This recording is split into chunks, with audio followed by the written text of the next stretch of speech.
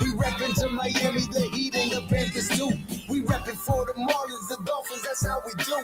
We reppin' for the Crips, so it's always about the you. Hey Jimmy, please get a Pell on the phone and tell him that it's on. I finally got his name on the song, can't do him wrong, cause it sounds so sweet. You spit the facts while I keep the crowd on their feet. Football season be the reason that I be bringing this heat. Georgia music representing 104.3. Hey, Welcome to the show. welcome to the show. And we're like an hour away from the NFL trade deadline being over. And we know that there was a big one today. Sauce Gardner goes to the Colts. Colts all in, as they should be, by the way.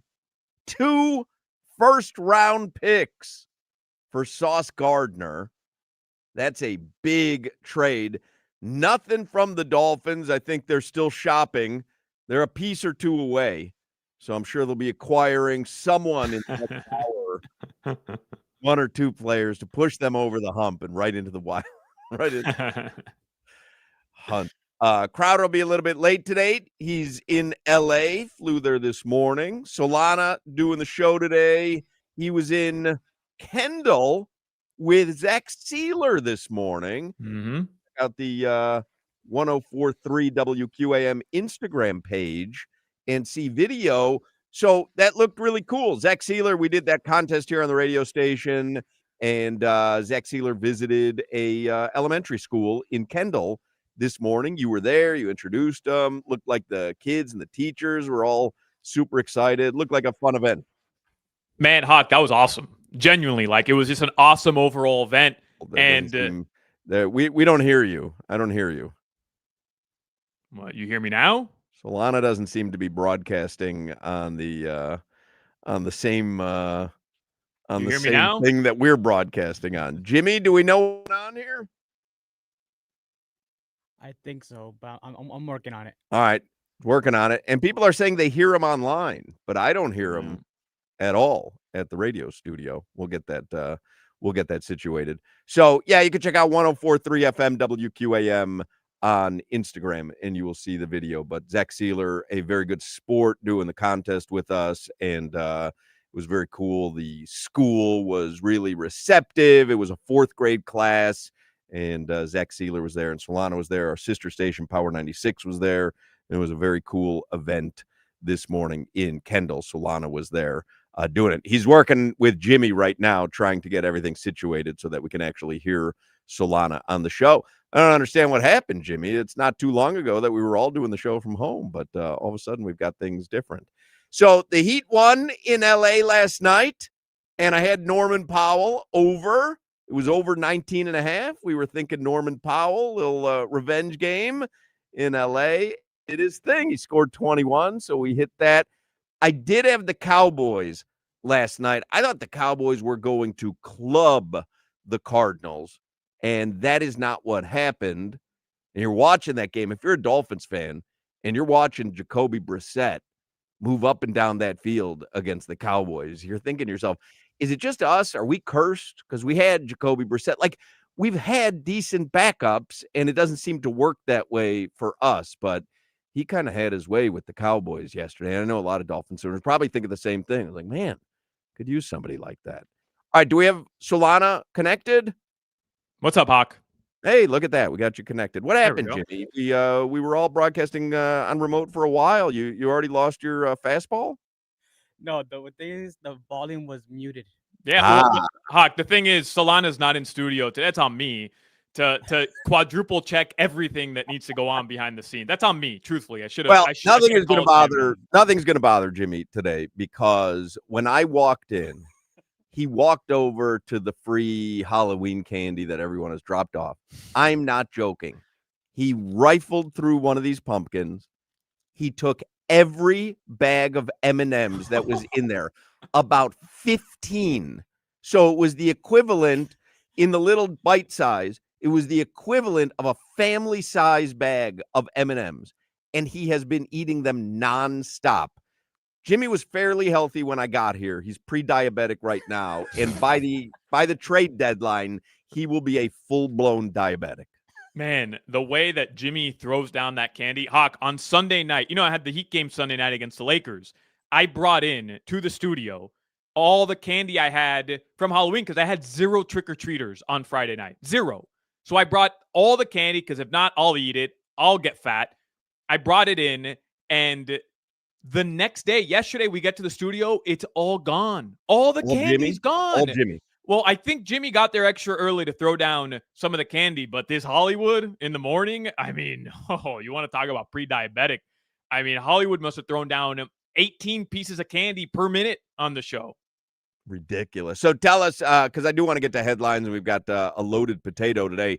What was the Zach Sealer event like? Looked like the students were really into it. Hawk, I was blown away. One, Zach Sealer, just an overall good dude, man. Yeah. Like, made sure to stay there, talk to all the kids, answer every single question from every kid, sign everybody's autograph, take pictures with everybody. And he genuinely just has a good story, right? Like, constantly overlooked, was a walk-on at university, was redshirted first 2 years. Like, this is a guy that, I think anybody can relate to his story. And he talked about it, but just an awesome event. The kids were hyped up. Shout out to Kendall Lakes Elementary. They were very cool. They had all green and orange chairs and Dolphins logos decked out everywhere. It was truthfully an awesome event, and it seems like it went so well. Maybe we'll do it again in the future. Another MVP experience. So if you missed out this time at nominating your school, you're going to see some behind the scenes footage in a couple days when we get it all up. It was overall just a really fun event. Oh, look at that. Cowboys acquiring Quinnen Williams in a trade with the Jets. Jets are selling off in the way that Dolphins fans expected there would be a Dolphins sell-off. I'm very surprised. And listen, if I'm Champ Kelly, I want to maximize what I'm getting in return. I get that. I am very surprised only Jalen Phillips has been moved. Very surprised, yeah. You'd think, okay, if they're going to let Chris Greer go, that means they're going to be very active, and they don't want it to be Chris Greer as the guy pulling the trigger on everything because he's not going to be there. And if they weren't going to make any moves other than Jalen Phillips, then I question, what was the rush there then? Well, I don't know, unless it really was mutual. And he was like, hey, I got to hit it. I got to get out of here. I can't spend any more time. Did you see what they got? What they got for Sauce Gardner? Yeah, 2 first-round picks. 2 first-round picks and Adonai Mitchell. Like, that's insane, man. That's a really good haul. But it makes sense for the Jets. You're giving away a really good, young, talented cornerback. So, but the Colts are all in, as they should be. And the Jets are saying, hey, we need to recalibrate here. And so Sauce Gardner, gone. Quinnen Williams, gone. We'll keep an eye on it. We're about 50 minutes away from the deadline being completely over. The Heat won in LA. I said I had the over on Norman Powell. Trade deadline, again, we'll monitor it. The Dolphins-Bills line for Sunday, was 8 yesterday, became 8.5. It was 9 this morning, and now it's 9.5. Dolphins are 9.5-point dogs at home, and I think it's just going to go higher. Sports Talk on WQAM is presented by Paramount Plus. You can't count on much, but you can always count on Sundays with the NFL on CBS and Paramount Plus. Watch your local NFL game live every Sunday all season long. Visit ParamountPlus.com/NFL to get started today. Josh Appel is going to join us today. We're going to talk some NFL with him. We've got another pair of Heat tickets, Heat and Cavs, at the Kaseya Center this coming Monday, November 10th. We've got a chance for you to win tickets every day this week. Let's do headlines, brought to you by Doral Volkswagen, home of the Pricito, our lowest price. Visit them at Doral Volkswagen or DoralVolkswagen.com. I don't know if you had seen this report that the Cowboys were interested in trading for Minkah Fitzpatrick. Somebody putting on the chat, trade deadline is 4 p.m., not 3 p.m. 4. I was under the impression it was 3, it's 4. So my bad, couple hours away. Yeah, 4 o'clock. I've only been saying it every single day since last week, but no problem there, Hawk. I was waiting for Kazeel Cage to weigh in on the chat, and now I can confirm it's 4 p.m. I don't know if you had seen this report that apparently the Cowboys had some interest in trading for Minkah Fitzpatrick, but their number one priority was acquiring a pass rusher, and they just did it. They just acquired one of the best pass rushers in the NFL. So I don't know if that changes things for Minkah Fitzpatrick. Again, that was just one report, so who knows? But I'm with you, Hawk. Like, we're, less than 2 hours away now, an hour and 50 minutes away, and the Dolphins have made one move. So I don't know if a little surprising to me, just because I figured, okay, if you're getting rid of Chris Greer, that means you want someone else to make consequential decisions. And if there was only one, and listen, maybe Champ Kelly goes to Stephen Ross and goes, everyone was lowballing us because they knew that we were, sellers, and I'm not gonna give away the farm just because, which is the prudent thing to do, I guess. Armando Salguero tweets out, can just imagine Stephen Ross, who hates losing to Woody Johnson, is going to freak when he realizes the Jets just made a blockbuster trade deadline move like one he covets, and the Jets now have 4 first-round picks the next 2 drafts. Wow. That's how you tank, baby. Well, I mean, Stockpile listen, those if you can stockpile first-round picks and you have a terrible team, it's the way to do it. Again, I'm not poo-pooing. You give up Sauce Gardner and Quinnen Williams, like you really are saying restart. No one's not safe. Right. And I don't think the Dolphins have that particular attitude, because if Sauce Gardner gets 2 first-rounders, like realistically, what could Jalen Waddle get? I think that a first would be like massive to me, but blowing you out of the water. Yeah, I have a tough time believing he would command that. Yeah, certainly not like a qual. I mean, every first round pick is quality, but certainly very not low. Yeah, yeah. So I mean, but I don't know. I mean, isn't this the way you're supposed to approach this type of situation? I'm not saying trade everybody for anything, but the reality is, like, I'm looking at Bradley Chubb, and he's not going to be on the team next season. His contract's not guaranteed. Even if the most you can get for Chubb is a 6-rounder, like, doesn't it? If you're going to lose him for nothing because his contract is not guaranteed, don't you just kind of have to do it? Like, just get whatever you can get for him. Even Minkah Fitzpatrick, like, but the problem is he's attached to a salary, right? So if you're the Dolphins, you know that they're paying $6 million of Jalen Phillips' salary, which is essentially the entire thing. Are you going to do the same thing for Bradley Chubb? Because you kind of set the precedent yesterday. What'd you get in exchange? A 3rd-round pick for Phillips. I mean, are you going to pay part of Bradley Chubb's salary to get a 6th-round pick? Like, well, no, you wouldn't have to. The Dolphins paid for the pick to be of higher value. Like, that's why they paid the salary. Okay, we'll pay $6 million against our money this year. It'll have 0 ramifications for us next year, but we're getting a higher value pick at in the 3rd round. Like, that was a strategy there. But the Dolphins are going to pay for a 6th-round pick for Bradley Chubb. I think a 6th-round pick for Bradley Chubb, there's a team in the NFL saying, hey, that's very valuable to us, even if we have to eat that cap space this season. I'm just saying, like, even for a guy like Minkah, I just feel like the mentality should have been, let's just go get something for these guys, because I'd rather have 2 6th or 2 7th-round picks than not have either of these guys next year and lose them for nothing when you're clearly in a rebuilding phase anyways. But again, if you're rebuilding, to me, you've got to get some high picks. If you're just kind of getting rid of everybody and you added a couple 3s or a 6 to the arsenal, like, what did you do?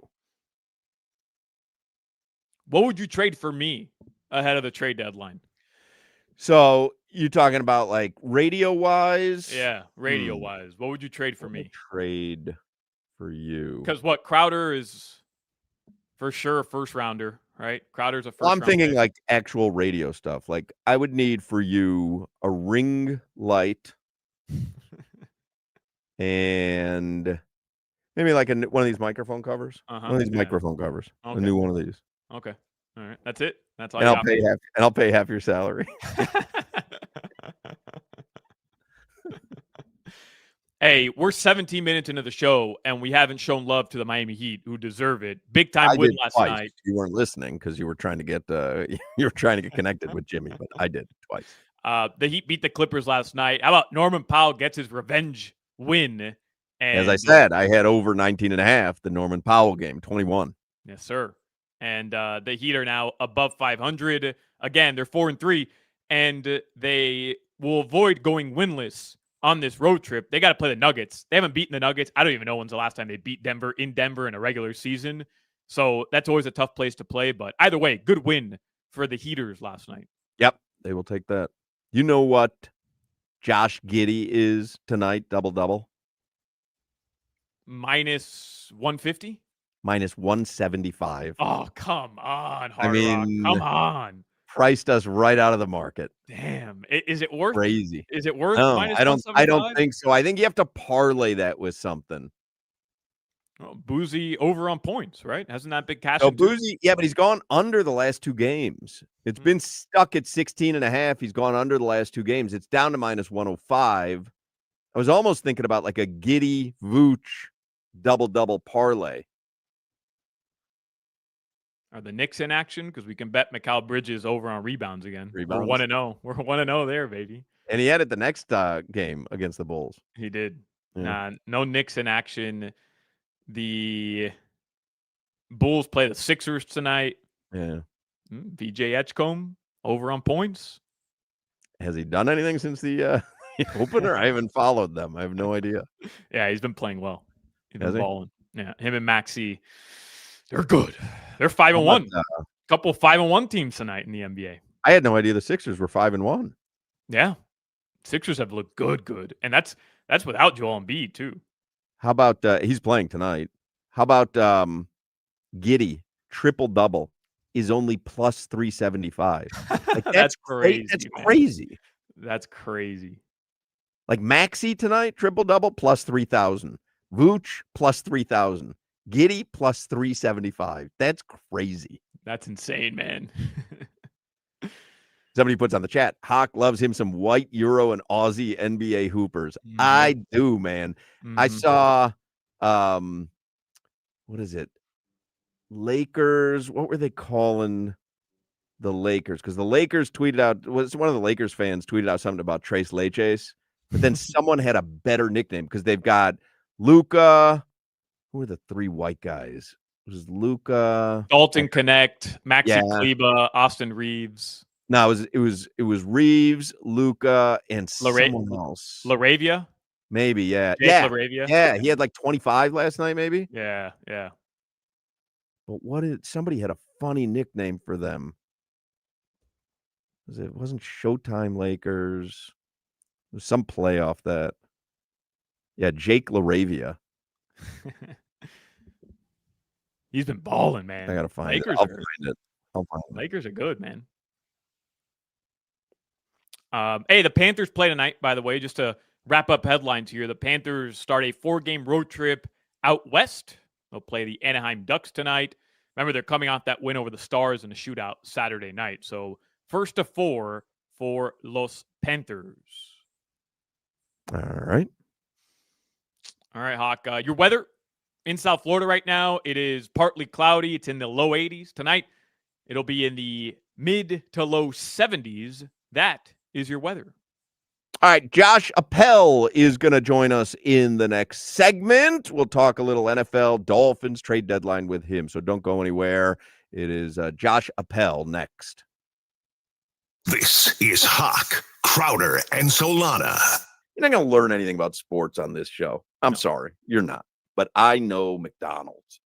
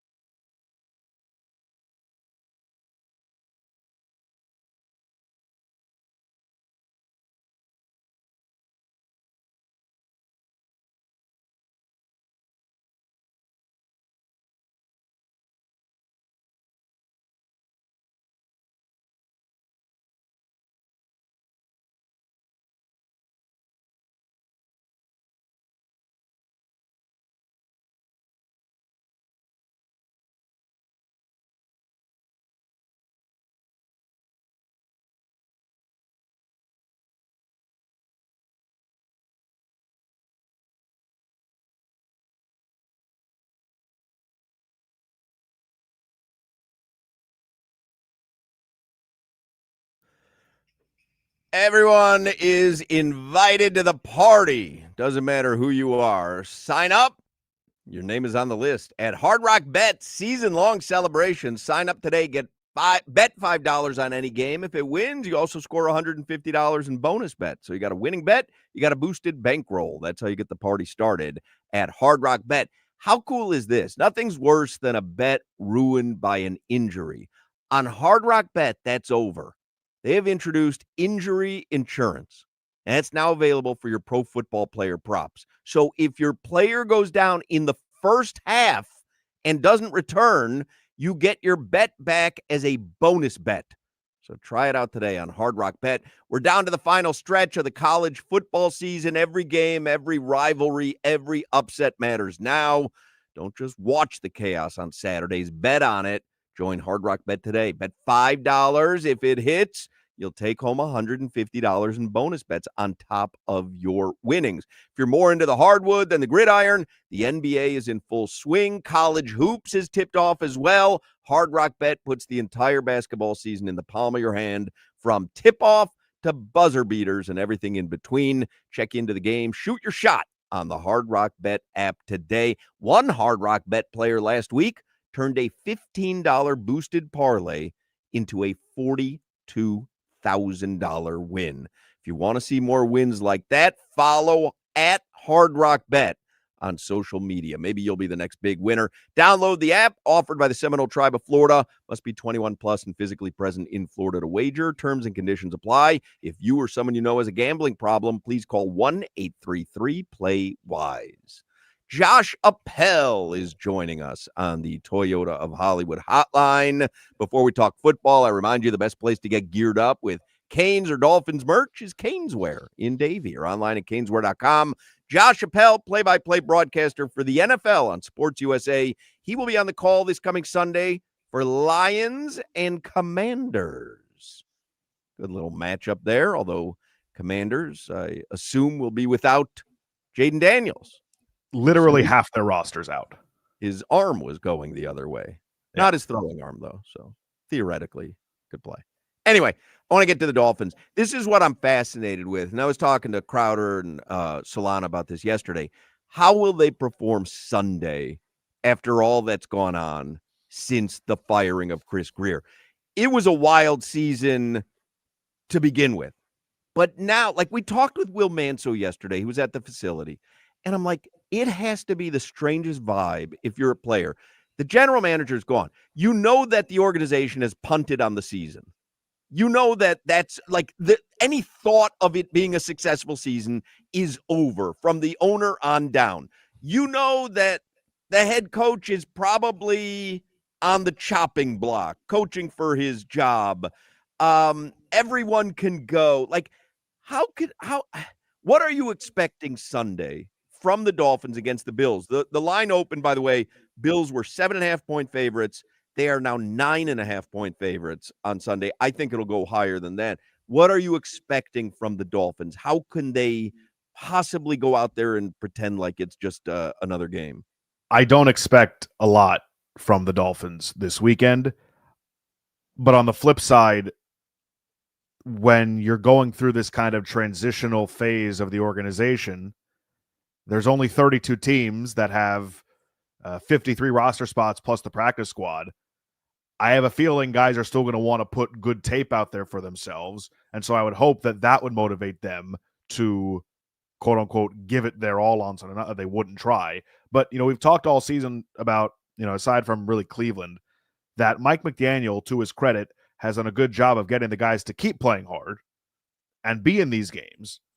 And I think now it's a real test, because before it was just talk about, all right, this person could move and this person can move and this person could go. Well, as you said, Hoch, the general manager's gone. They've started wheeling and dealing before the trade deadline. And who knows what that roster's going to look like on Sunday. And so I would hope for the individual motivation of, hey, I have to play well and I have to put good tape out there because I want a job in the NFL next season. Maybe it's for this regime or maybe it's somewhere else. I would hope that's some kind of motivating factor. I don't know how much that'll matter. You can play hard and still get thumped. I think that's what's going to happen on Sunday. Hey, Appel, we kind of talked about this a little bit on the pregame show when you did it with me on Thursday, and we're kind of looking at the future of this team. And that was prior to knowing Greer would end up losing his job the next day. And we were talking about building blocks. What are the Dolphins' building blocks right now? Like, who can you point to definitively and say, okay, they have a guy here on this position group, and they have a guy here? Because I think, Patrick Paul is up there. But I don't think anybody feels that way about the quarterback anymore. Patrick Ball's a building block? You've got a bona fide left tackle. That's not easy. Right. We know how hard that's been to find. That is true. Yeah. So and maybe it stops there. I mean, I love Zach Sealer, but he hasn't had the best season. I don't know. I wonder who you point to and say, okay, the Dolphins, at the very least, next season, whatever the coaching staff looks like, whatever the quarterback situation looks like, you're building with a new regime with these guys moving forward. It's Patrick Paul. It's Devon Achane. It seems like it'll be Jalen Waddle. And I would say maybe Sealer and Jordan Brooks. And that's really about it. I don't know if you could say that about Chop Robinson right now, even though he was a first-round pick last year, because number one, he hasn't played much because of who was in front of him. And number two, when he has been out there, he hasn't been all that noticeable. So I don't know if you can even consider Chop Robinson a building block. And it's so interesting because I think Will Manso alluded to this with you guys earlier this week. The Dolphins have to decide whether or not this is a full rebuild. Are they going to full-ass this, or are they going to half-ass this? Because I'm looking at what the Patriots have already done. They've moved past the Dolphins. And I'm looking at the Jets, who today traded Quinnen Williams and Sauce Gardner, and they're going to have 5 first-round picks over the next 2 seasons. And they might not be done. And they could make more moves, whether that's at the end of the season, clearing cap space, or what have you. But we know that they gave up 2 bona fide, what we would consider building blocks, who they've already extended, in Quinnen Williams and Sauce Gardner. And now they have 5 first-round picks going into next year. And if they utilize those well, great. So if you're the Dolphins, it made me think, maybe you explore in the offseason what you can get for Devon Achane. Maybe you explore what you can get for Jalen Waddle and see if you can do that. Because if you're going to keep trying to stick Band-Aids on this thing, if the Jets use those 5 draft picks and hit on 3 of those players, the Jets could be lapping you again too. So the Dolphins have to figure out, are they going to full-ass this, or are they going to half-ass this rebuild? And just, we'll get rid of the general manager, but Mike McDaniel's going to stay another season. You're just wasting time. Do you think that was a mistake? There's been a lot of debate about that, where you go, okay, you got rid of the general manager. The head coach is still there. What is that message? That seems to be a mixed message, because those 2 guys were kind of connected through all of this. It's not like they were hired at the same time, but they're kind of connected. Was that a mistake to get rid of one and not the other? I think if they go into next season and a new general manager, and the new general manager is inheriting Mike McDaniel, I think that's a mistake. I don't I'm looking around the league and I see what Tennessee has gone through in the last 3 or 4 seasons. They have basically alternated firing their general manager and their head coach, and they're a dumpster fire. Now, granted, maybe this general manager who's going to hire a new coach is going to have all that cap space to build around Cam Ward. Maybe that works out. But that type of instability, that doesn't create a very good environment in the building, I would say. And look, maybe the selling point for whatever general manager is coming in is going to be like, hey, 2026 is a wash anyways. We're going to have to pay Mike McDaniel anyways. So what's the worst that happens? Maybe Mike McDaniel figures it out with whoever the quarterback is next year, and you keep it rolling with him, or you do what you were going to do anyways after this season and get rid of Mike McDaniel, and then you have all this cap space cleared up for 2027, and then you go for it with full on in the rebuild then.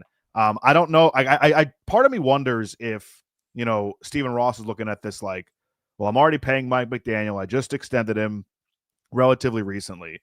Who are the interim head coach options right now on the team? Anthony Weaver and Darrell Bevel. At that point, what is the point, right? You might as well, unless it gets really, really bad, which it hasn't. They've been losing, but it hasn't been, not losing by 40 every week. You just ride this out and you go to the end of the season. I don't think it makes a difference now versus you don't want Chris Greer. We talked about this on last week's show, and I think we talked about it on Thursday, Solana, where you really want to have a GM leading the trade deadline that's not going to be here after this season. And so from that standpoint, it makes sense to get rid of Chris Greer when they did. For the head coach, I don't think it really matters that much, especially when the season's over already. I guess the way you lay it out there, which is you don't really have a great head coach in waiting. There's no one that's, everyone has said Anthony Weaver, but it's like, hey, look at the defense. Is there going to be, balloons flying around South Florida because Anthony Weaver takes over the team? Who disappointed you most this season? We're at the halfway point. Who, if you had to pinpoint your most disappointing player, I guess you can throw the coach and the general manager in there as well. Like, who disappointed you the most when it comes to the Dolphins this season so far? Individually, I don't think there's any question it's Tua Tagovailoa. Like, it starts and stops there. Obviously, the defense as a whole has been less than desired, I would say.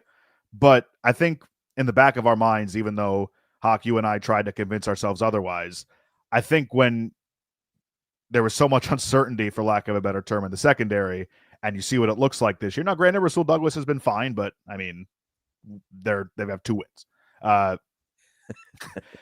I think when you kind of realize that's what one fine person in the secondary gets. Right. And like Minka on paper is supposed to be a good player, but like it didn't really done anything. But it starts and stops with Tua Tagovailoa because all off season he's been trying to reemerge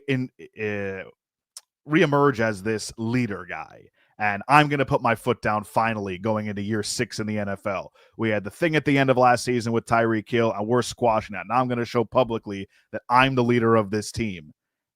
And then we get into the season, and you see all the same issues that have been coming for this team in the past. Even worse. Right.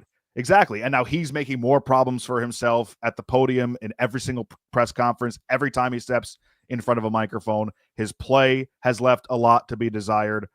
I just think that above all else, it always starts with the quarterback. And for that reason, for me, he has been the most disappointing part of this season because across the board, he just is a shell of himself. What option do you like best in terms of forging ahead with or without Tua Tagovailoa? We went through them yesterday. I know you read the Ian Rappaport report where he's just going through the various options, the various avenues for the Dolphins to either eat, $10 billion in cap space next season to get out of his contract, maybe use him as a bridge quarterback. Maybe you try to trade him and you have to eat some of the salary in a trade. Like what do you think is the most glaring option for the Dolphins? Because it sounds to me, Appel, like you've kind of kicked the bucket on Tua as the franchise quarterback, clearly, evidently. So well, what is the best? What's the best option here in your mind? I think that there isn't really a bad option here because you're looking, in my opinion, 2026 is you're already trying to look past 2026 with their cap situation. I know they can massage that a little bit, but by doing that, you're going to get rid of whatever quote unquote talent that they have here already that's making decent money. So if they have to eat the money post June 1st, okay. I don't know if that's really plausible. I think maybe what would be better for Miami is a trade, but drafting a quarterback in the first round.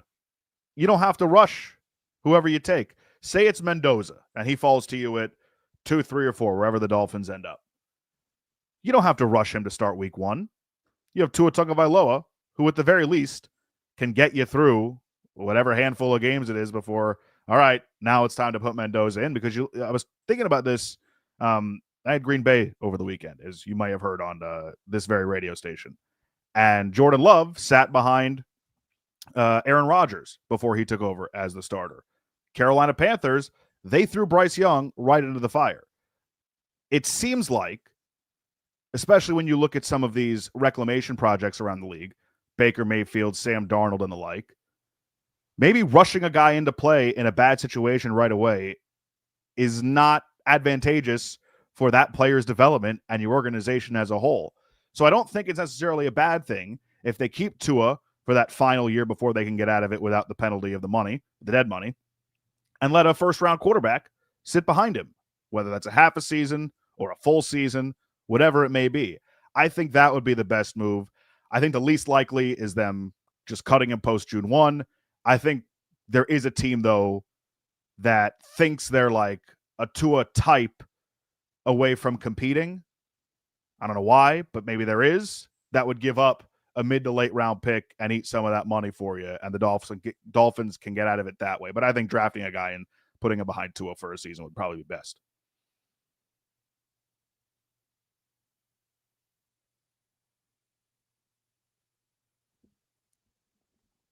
Looks like we Appel, looks like we ended up losing Hawk here because Jimmy's computer crashed. So I don't know if Hawk wants to maybe take a break here, or look, maybe we're back here with Jimmy.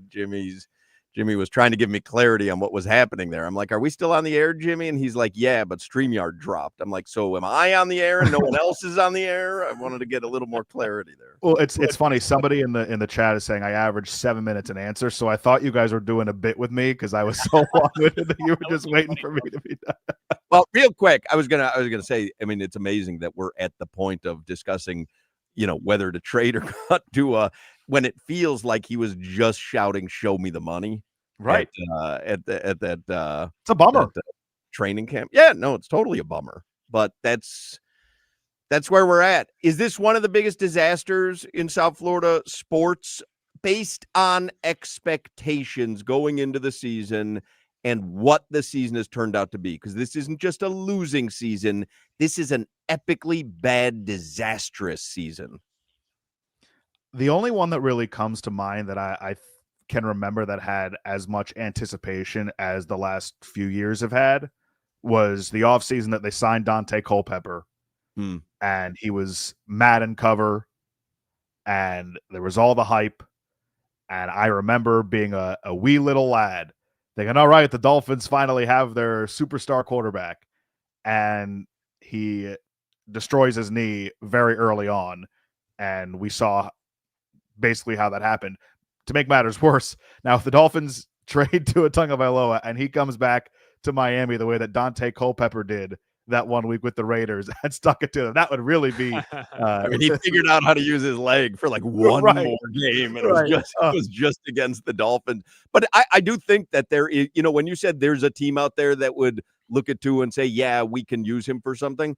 There are teams that will look at him like a Sam Darnold. Geno Smith resurrected his career going somewhere else. Baker Mayfield, like you said, resurrected his career going somewhere else. So there are teams who are looking at that as their methodology to get over the hump without question. And outside of that, I mean, the Jets gave Justin Fields over $20 million to play this year. That's Justin Fields. And I understand. Right. They looked at him and said, no, we can turn him into what we thought he was going to be coming out of college. We saw him go 5-2 or whatever it was before he was benched in Pittsburgh last year. If we can be okay on defense, maybe we'll be in every game and he makes one play or two plays per game with his athleticism. That'll help us win games. Obviously, it hasn't worked out well for them, but there's definitely some kind of team out there. I'm with you. I know I brought the point initially, but I think there's a team out there that'll certainly. Yeah, I don't think there's any shot there. Yeah, Josh Appel, have a good call this week. Where's the game? Washington or Detroit? It's in Washington at beautiful FedEx Field. Ah, very nice. It's the worst broadcast booth in the league. Not go to Philomena while you're in DC. Well, the stadium's actually in Landover, Maryland. You gonna get some crab cakes? Probably. That's good stuff. All right, see you, Josh. Bye, guys. There you go, Josh Appel, NFL broadcaster. Let me talk about Perfect Choice Roofing, because you might need a new roof. Hope you don't, but maybe you do. Or maybe you need a roof repair. Hope you don't, but maybe you do. If your home is in need of a new roof or just a repair, my guy Party Peter at Perfect Choice Roofing has you covered. Remember this website, roofhotline.com. Roofhotline.com. Perfect Choice Roofing, they offer instant range estimating. You can get a price range of the roof you want within 30 seconds, and you could see different roof options at the same time. And again, you just have to visit roofhotline.com. Like I said, maybe it's not an entire new roof. Maybe you've got some shingles that have gone bad. That can be a minor problem that becomes a major problem if you don't take care of it. So if you've got shingles, roof tiles that have gone bad, maybe you're seeing a leak somewhere on a ceiling in the house, don't let that become a major problem. You take care of it now, and you start at roofhotline.com. Party Peter and roofhotline.com have you covered. There is no job they can't do. So again, whether you need an entire new roof or just a repair, Party Peter and Perfect Choice Roofing have you covered. Visit that website right now to get started. It is roofhotline.com. You're listening to the Hoch, Crowder, and Solana Show. Crowder. Hawk. Crowder. Hawk. Unk.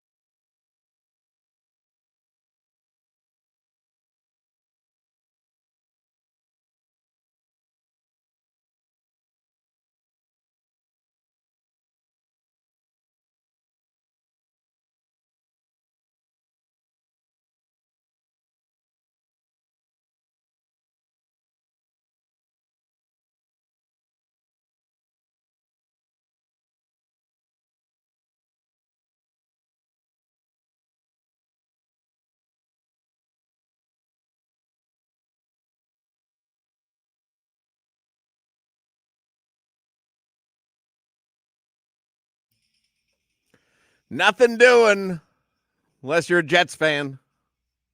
There's a lot doing if you're a Jets fan. Nothing doing if you're a Dolphins fan right now.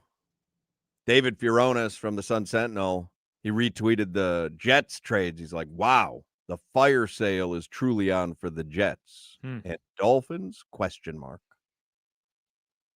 And apparently, according to Jordan Schultz, and I did see a tweet that they put up on ESPN in the studios here on one of the monitors. It was Breece Hall, and it was just like ... something like that. Obviously, what's going on here? Jordan Schultz tweets out, Breece Hall wants to be traded, I'm told. A little over an hour until the deadline, but Breece wants to be out, which I would understand. I mean, if you're on the Jets, this is a complete rebuild. They are gutting that organization. And I know a lot of Dolphins fans going, well, wait a second. Because Josh said it in the last segment. I thought was, profound as are you going to half-ass or full-ass is going to be. I mean, how profound can that be? But that really is like, so the Jets, you get rid of Quinnen Williams, you get rid of Sauce Gardner, and you go, okay, they are all it. That is not half-assing a rebuild. That is an organization that is identifying we're going nowhere. With our current construct, we're going nowhere. And the Dolphins, again, I thought there was going to be that kind of attitude after Chris Grier was fired. They don't seem to have that right now. Can this last hour show us a ton of wheeling and dealing? Sure. Maybe. Hey, but Hoch, but I am surprised. I am surprised that the Dolphins' only move has been Jalen Phillips so far. I'll say this, though. What does it say about Chris Grier's tenure as general manager that as you approach the deadline after he's been fired and the Dolphins are open to moving on from basically their best players outside of maybe Jalen Waddle and Devon Achane? Are they? Like that? That's the question, because like the whole thing became, oh yeah, Jalen. Who's their best players? Jalen Waddle, Devon Achane. Right? Yeah. But but they've kind of let it be known, unless someone gives us something ridiculous. Now, Sauce Gardner got 2 first-round picks in return, but I don't think you're getting that for Jalen Waddle or Devon Achane. But what does it say about the Dolphins that even when they're trying to attempt a fire sale, the best they can get for guys they're willing to move on from during the Chris Grier GM era is a 3rd-round pick? Yeah, no, it doesn't say much.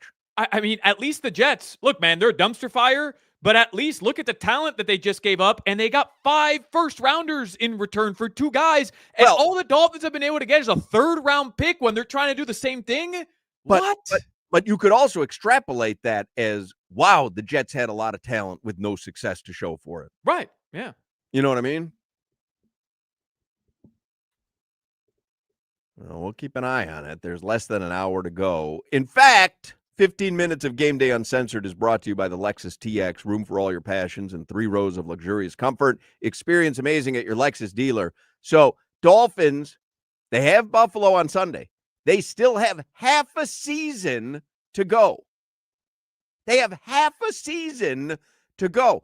By the way, in this hour, unless something significant happens with the Dolphins, I have the mid-season report card for the Dolphins from Chris Perkins in the Sun Sentinel. Can't wait for that. Yeah, I mean, you tell me the bright spot. Tell me the position group and the bright spot. Is it position groups or players? It's position groups. The only one I could give you, there's 2 off the top of my head. Running backs would get an above average grade just because of Devon Achane. Agreed. I think that's a no-brainer. But even then, if you look at the whole picture, Jalen Wright's been inactive, and Ollie Gordon, I mean, I like Ollie, but he hasn't exactly jumped onto the scene. And so that position group probably gets like a B+, maybe an A-. And then Riley Patterson and the special teams. But even that would take a knock because you have Zach Sealer running into the kicker, Matthew Judon running into the kicker. The Dolphins, every time they seemingly get a good return, there's a penalty flag, laundry on the field. It's coming back 10 yards. So even then, special teams probably doesn't get the best grade. But Riley Patterson, he's been good. He's been Except good. that he A can't plus. kick anything over 50 yards. Yeah, doesn't matter. Put up And that all guy the on points. that guy in Jacksonville is doubling the length of which Riley Patterson can kick a field goal. But anyway, I've got the midseason report cards. Game Day Uncensored on Sunday will begin at 9 a.m. on this radio station. That Miami-Buffalo game is going to be something. Now, I thought the Miami-Atlanta game was going to be a dumpster fire, and it wasn't. It turned out to be Miami's best performance of the season. So can they muster some magic Sunday against the Bills? Again, I don't see it, but I was surprised by the Atlanta game, so I don't put anything out of the realm of possibility. You've got, now that game is off the board. Oh, no, there it is. 9.5. Dolphins are 9.5 point underdogs at home. Again, that's gone up precipitously. Why do I feel like I want to bet the Dolphins to cover?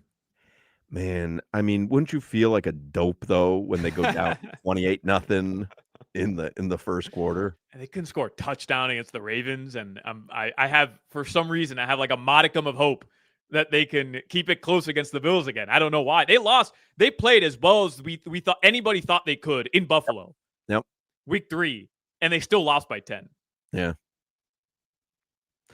All right, let's do headlines. Depressing. Headlines brought to you by Durrell Volkswagen, home of the Pricito, our lowest price. Visit us at Durrell Volkswagen or DurrellVolkswagen.com. By the way, would it disappoint you, by the way, if news came down? It has not. I'm not reporting this because news has not come down. What if I told you Jalen Waddle was traded? They got a late, I shouldn't say late because you don't know when the draft pick's going to be. They got a second-round pick. Yeah, I think I would be a little disappointed. You'd be disappointed? Yeah. Yeah, I think I would. Even saying, hey, we want to rebuild. We see what the Jets are doing. They're getting rid of legit talent. Now they're getting first-rounders in return. But they're getting rid of legit talent because they're identifying that they're not going anywhere. But then if I told you, hey, Dolphins, they're acknowledging a full rebuild has to be done, and they've gotten rid of Waddle for a second-rounder.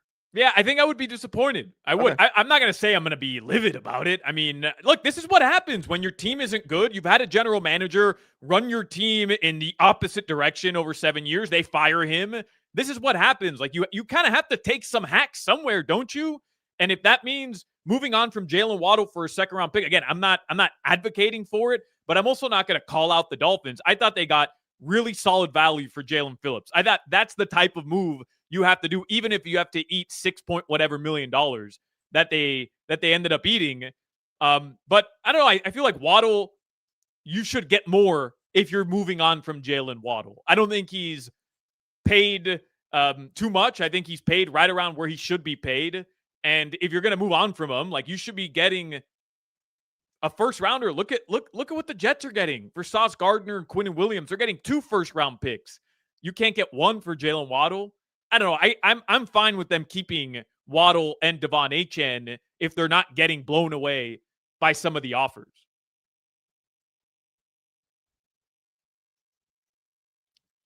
By the way, Hoch, the Jets are kind of blowing this thing up. They were 1.5 point favorites at home against the Browns. Could you imagine having to watch that game? Browns and Jets is this weekend? Browns and Jets. Could you imagine? And they're now 2.5 point underdogs at home this upcoming weekend. Speaking of could you imagine? I told you Game Day Uncensored with Tobin and Solana, Omar Kelly, Chris Perkins, 9 a.m. Sunday. Could you imagine? Is it the next week that it's the Brazil game? You're talking about the Spain game? Or Spain? Yeah. Could you imagine having to start? Is it only a 3-hour pregame show? So we've done it a couple different ways in the past. Sometimes 3 hours, sometimes 2 hours. I'm hoping, I'm praying that it's only a 2-hour pregame show. I'm lobbying for the full 4 hours. I think you guys should have to be there at 5:30 a.m. Well, then I'm booking you as a guest at 5:45, first segment. You're booked. Consider it done. I 100%. Hey, write your local program director, len.weiner at odyssey.com. Tell him, hey, man. Jimmy's like, what is email? If you can't figure out everyone's email address where they work, Jimmy, you're not trying hard enough. Mark.Hockman@Odyssey.com. Flood my email box, Jimmy. Like you can email the CEO at that address. Yeah, flood Len Weiner's email box. Tell him that you want the full 4 hours of Game Day Uncensored for that Spain game. I agree. Tobin, good luck. I'll see you at 7:30. Dan Day. Antoine, if you're listening, I want that schedule to come out. I want it to say 5:30 a.m. Dan Day is going to show up. Tobin and I just don't show up until 7:30. Dan Day does the first 2 hours by himself. Could you imagine doing a 4-hour pregame show starting at 5:30 for Dolphins Commanders? Jaden Daniels out, half their roster is out, and the Dolphins, with all intents and purposes, are going to be 2-8 going into that game, bro. Jaime.Garcia@Odyssey.com if you want to email Jimmy. What are you doing, man? Come on. Oh, yeah, you're real busy, are you, Jimmy? You can't go through the 3 emails that are going to come in.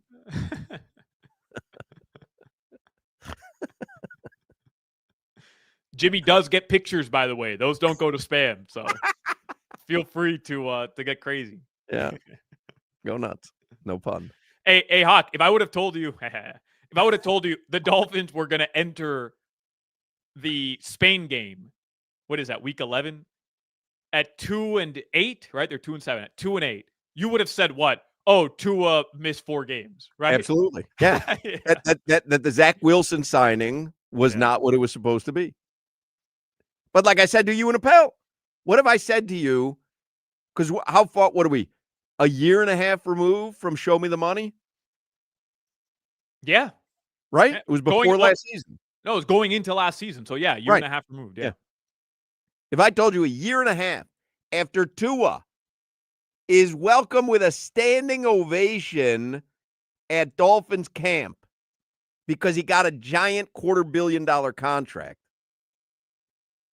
and he grabs the microphone, he shouts, "Show me the money," and the fans go crazy.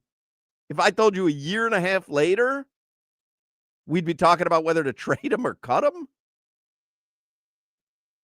I mean, you'd think it was crazy. I was reading in the Herald, Barry Jackson, he put out like his 6 notes on the Finns today. And man, I don't want to pile on Tua, Hawk, because like, what's the point at this point?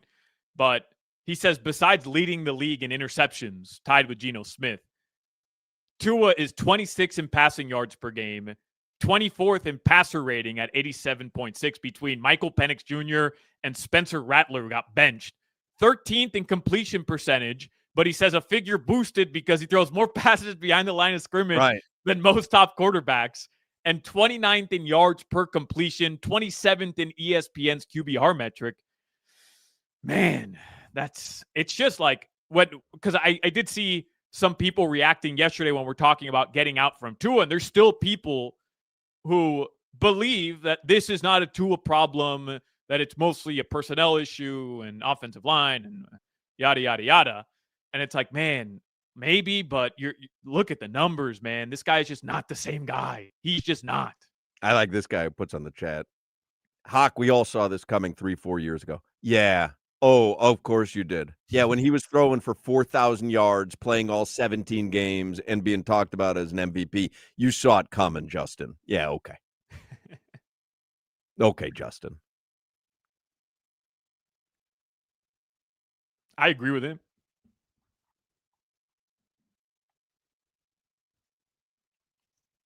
All right, should I jump into headlines here, Hawk? Yeah, I introduced it about 6 minutes ago. Oh, okay, perfect. We continue on then. Here's the updates from the New York Jets. Here's what they have done. The Jets sent Sauce Gardner to the Indianapolis Colts, and in return 2 first-round picks. So that's the blockbuster trade ahead of the trade deadline. And then they also sent Quinnen Williams to the Dallas Cowboys, in return a second-round pick for the upcoming NFL draft 2026, plus a 2027 first-round pick. The Saints, a couple other things that have happened. The Saints traded Rashid Shaheed to the Seahawks. Seahawks trying to get some more talent. Cooper Kupp's kind of been whatever for them this year after he left the Rams. So trying to get some more talent. but it doesn't look like Sam Darnold even needs it. He had 4 touchdown passes on Sunday Night Football in the first half. Guy's ridiculous. I mean, the guy's ridiculous. It is funny that the Jets are trading everybody, all their best players. Meanwhile, the guy they drafted with one of the picks they're going to end up trying to draft is on another team, just again, second team. And that's the kind of guy that they're trying to find. Raiders, they sent Jacoby Myers to the Jacksonville Jaguars as well. So Trevor Lawrence gets another weapon. Hoch, did you see this story about Tom Brady and his dog? Yeah, I'll get to that later. I don't. It's too long. It requires more discussion than a throwaway did at the end. I gotcha. I figured you had read it because I read not the entire report, but I really had to dive in because at first I'm like, this is weird, and then I did read more about it. But whatever. The Miami Heat, they beat the Clippers last night, 120-119. If you didn't stay up, here's what happened. The Heat gave up 70 points again in the first half to the Clippers, who play at the slowest pace in the league. And you're saying to yourself, what the F is going on with the Heat's defense? They gave up 77 in the first half to the Lakers, 71 to the Clippers, and then they locked in defensively. And at the end of the game, Bam Adebayo showed why he's the best defender in the NBA. Forget your stupid Defensive Player of the Year awards. Forget your stupid first team and second team all defense awards at the end of the season, NBA. Just chop up the final 50 seconds of the game, and it proves Bam's the best defender in the NBA. Well, that's no way to watch a game. No, 50 seconds. The Heat, they win 120-119. They're 4-3. They're going to play tomorrow in Denver in the Mile High to play the Nuggets. All right. You saw our boy Precious Achiuwa got signed today? I did not. With the Sacramento Kings. Light the beam. The Panthers start a 4-game road trip tonight out west. They're going to play the Anaheim Ducks. First of 4. That is a late puck drop tonight, Hoch. Yep. You're going to stay up for some of these games. 10 p.m. tonight. They'll play I'll 10 watch a p.m. little. Thursday. My plan is watch a little Bulls in the early evening and a little Panthers late evening. 10 p.m. tonight, 10 p.m. Thursday against the Kings, 10 p.m. Saturday against the Sharks, and then 10 p.m. next Monday against the Golden Knights. So 4 straight 10 p.m. starts out on the West I made Coast. it through about half of the Heat game last night. Yeah? I bet the Norman Powell over. So I was watching. I think he had like 7 points in the first quarter. Am I right there? 7 or 8 points in the first quarter? Nah, it was a great start. They were up 12-2. Norm had half the points. Yeah, it was a great start for him. And then I guess I fell asleep around halfway through the game because I don't recall anything else. It's funny because, the whole Kawhi Leonard thing is circulating around the Clippers. And then during the game, you get another report from, I think it was Pablo Torre, about how the Clippers owner, Steve Ballmer, is now getting sued again. And like all this is happening. And Kawhi Leonard, Hoch, when he's on the floor, this guy is still an effing monster. I watched some of what he did last night. Like, yeah, he's a monster. Crazy, man. So Panthers tonight at 10. And you're just to close out headlines. Last night, the Cardinals beat the Cowboys on Monday Night Football. I don't think a lot of people had that happening. And Jonathan Gannon, the Cardinals head coach, said there's no quarterback change coming. He's sticking with Kyler Murray. But I don't know. I mean, Jacoby Brissett looked pretty good, man. He looks good. Jacoby looked pretty good. No one saw that happening. I had the Cowboys laying 3. Of course. Yeah. And thank God for Norman Powell. I needed someone to bail me out last night. We're gonna have to find another player to bet on if I know. Priced out of Josh Giddey doubles, man. And might have to go Boozy over tonight, even though he's gone under the last 2 games. 16.5 is where it's at. What's it at? What's it? What's minus 105? All right. And it had been like minus 120, minus 125. So instead of lowering it to 16 or 15.5, they're just lowering the odds to minus 105. Shout out to Canes Hoops, by the way, and Canes women's basketball, both. They opened up the season yesterday, and they blew out Hofstra 83-48. The women's did. And then the men's basketball team beat Jacksonville 86-69 last night. Nice. Shout out to Jimmy for posting both of those scores on his Instagram story, which is the only All of a reason. sudden, he became the biggest Canes basketball fan. Like he's posting behind the scenes locker room video. Like, well, you got caught up in the opening of the season, Jimmy. It's so bizarre. Like I put up with his stupid St. Thomas volleyball stories every now and then, right. but then all of a sudden he's like posting highlights from the Canes Hofstra game. This is the same thing. I'm like, wow, this guy is excited about the Jay Lucas era. I'm still posting about St. Thomas football, by the way. All right, good for you. Nothing about the Heat, huh? You got the Norman Powell vibes in the locker room. Nothing about the Heat, Jimmy. But Canes women's basketball and Hofstra get your Instagram story. I didn't do it today, but I do. Yeah, don't let him bully you, Jimmy.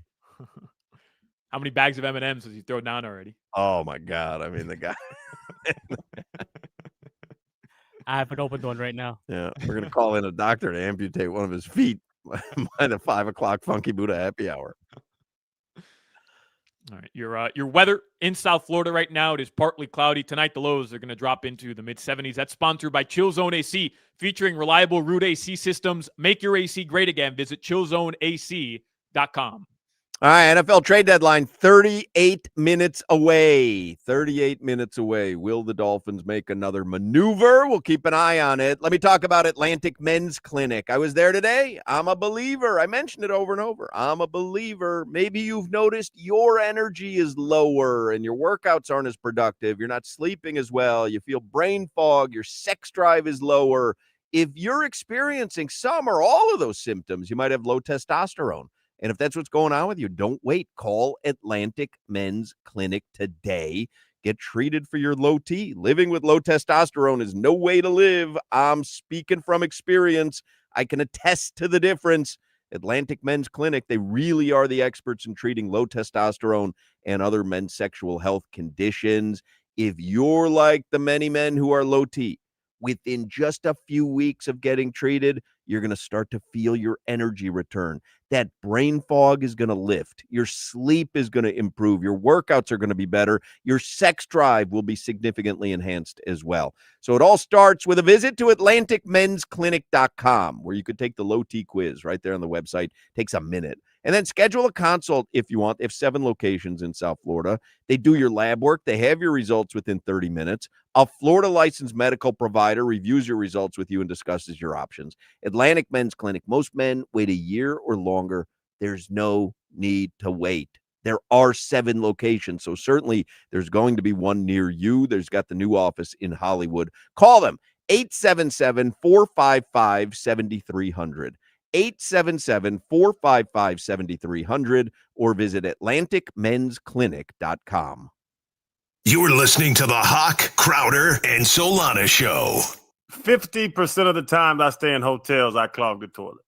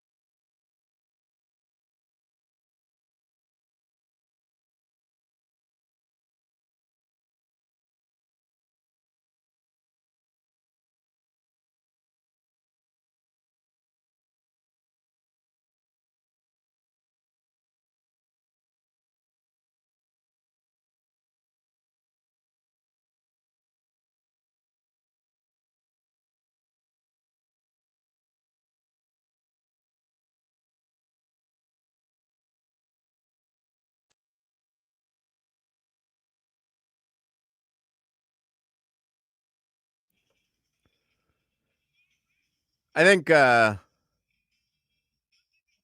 Nikola Jovic really meant that when he said that he wanted to congratulate us on the move to FM. It felt like he really meant that. It felt like it meant a lot to him. Mm-hmm. Half hour left till the trade deadline. I'm watching Adam Schefter on ESPN. You laughing? You don't think Nikola Jovic was really touched by our move to FM? Yeah, no, I think I think it was just he understood the massive impact that it carried in the South Florida sports media market. I truly do. I think you could tell by his words, like he was genuinely moved by the entire situation. Yeah. So there's nothing on the Dolphins, huh? I'm like, I keep looking. I'm like, this can't be right. Apparently it is. I was, preparing for headlines today, Hawk. I was kind of like, oh, I mean, this will take care of itself. I mean, we'll be all right. Swear, I'm not even joking. I had this, because we didn't book any guests for this hour. Normally, Arande joins us on Tuesdays. He's flying today, so he couldn't join us. I was like, oh, you know what? I don't want to be stuck on the phone, with Joe Zagacki talking about the opening of Hurricanes basketball season when all these Dolphins trades are happening. That was my thought, but nothing seems to be happening. I want to do the do something GIF. GIF. I think it's a GIF. No, it's a GIF for sure. Pretty sure it's a GIF. Okay. Pretty sure you're wrong.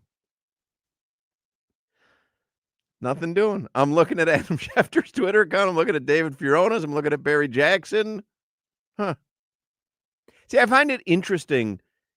If Mike McDaniel literally is going to be coaching for his job, by the way, I'll get to these midseason grades from Perk. I have Heat tickets to give away as well. We have a pair of Heat tickets every day this week. Heat and Cavs next Monday at the Kaseya Center.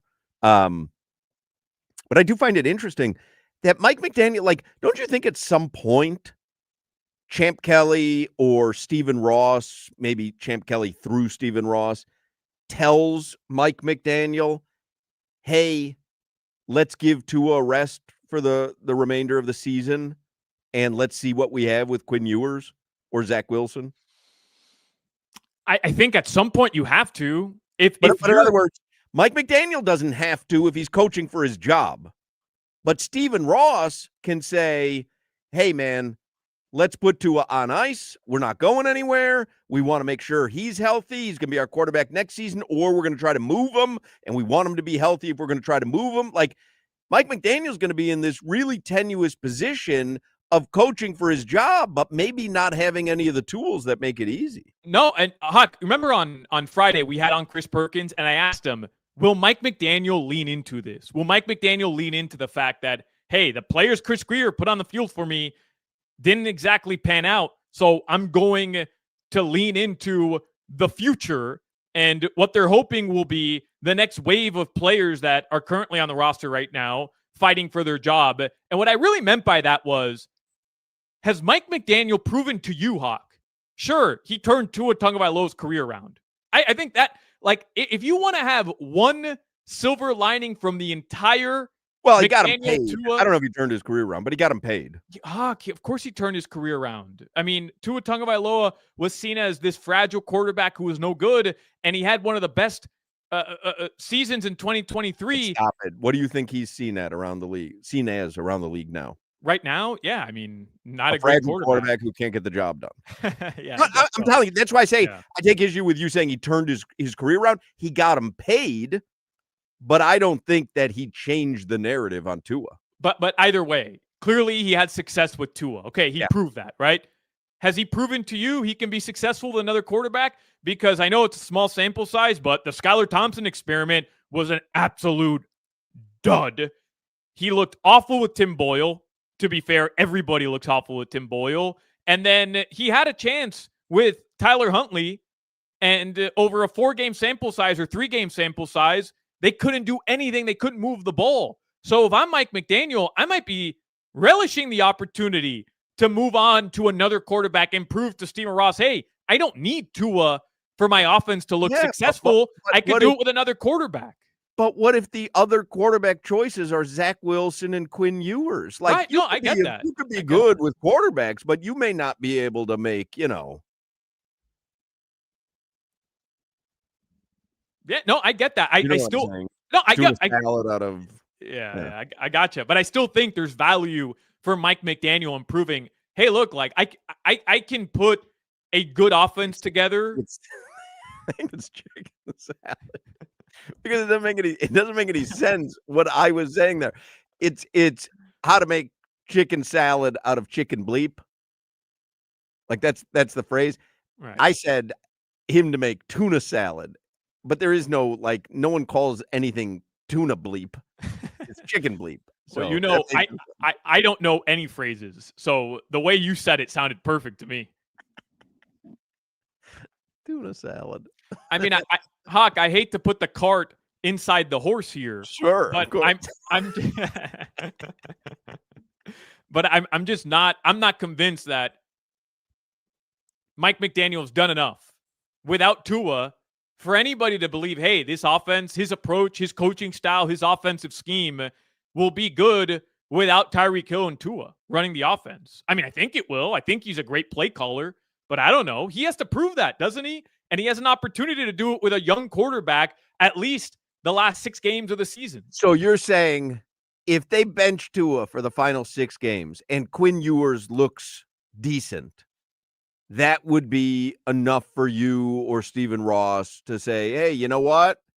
We need a better quarterback for Mike McDaniel, and then we're good. I'm not telling you it's enough, but I think it's a step in the right direction. I think it will go a long way in proving that Mike McDaniel can still be a competent head coach if given the right pieces around him. And maybe another general manager, whoever the next guy is, sees that body of work, sees what he does with a rookie and Quinn Ewers, and if he can maximize them in a short amount of time, maybe he'll feel the same way. But if not, like if you're just trotting Tua out there because you think it gives you the best chance to win and the results are what we've seen, how does that help him? I don't understand this entire scenario where it's like, well, he has to play Tua because it gives him the best chance to win. Okay, but you're not winning.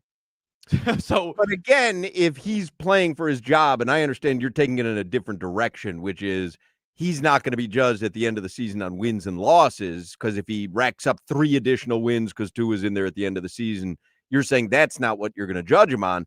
You might judge him even if he's 0-6 in the final 6 games, but Quinn Ewers looks really good under his tutelage. That might be a way that he keeps his job. Yeah, but I think if you go 0-6, maybe this entire argument just holds no water. But I think if he's the head coach next season, there's going to be hell to pay from the fan base. for sure. And For sure. He's a dead man walking, man. He is. You feel like it.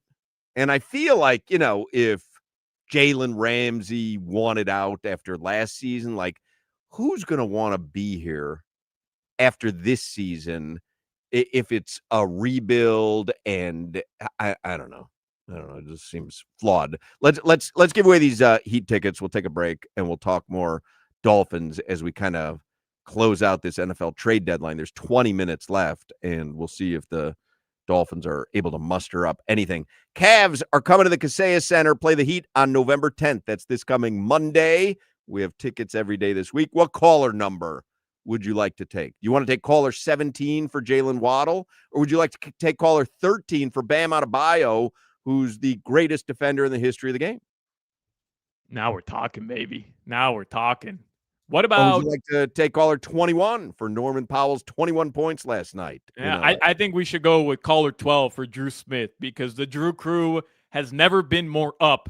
And Drew Smith entered the league yesterday, leading the league in defensive rating, in net rating. The Heat are 1-0 in the past 1, and the Drew crew stands tall. All right, caller 12 gets the Heat tickets, 305-567-0560, 305-567-0560. We will take a break. We will come back. We'll watch the final 15 minutes leading up to the trade deadline together and see if anything happens. Caller 12 gets the Heat tickets, 305-567-0560. You're listening to the Hoch, Crowder, and Solana Show. text threads are meant for pictures of Jimmy's hot dog. WQAM broadcasting live.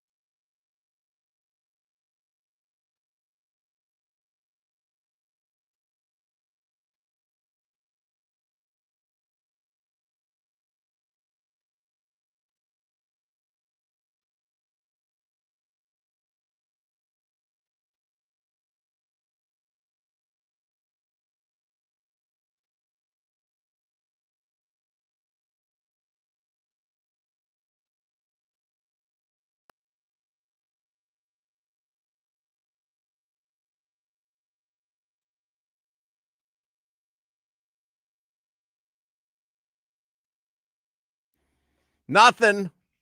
I'm waiting.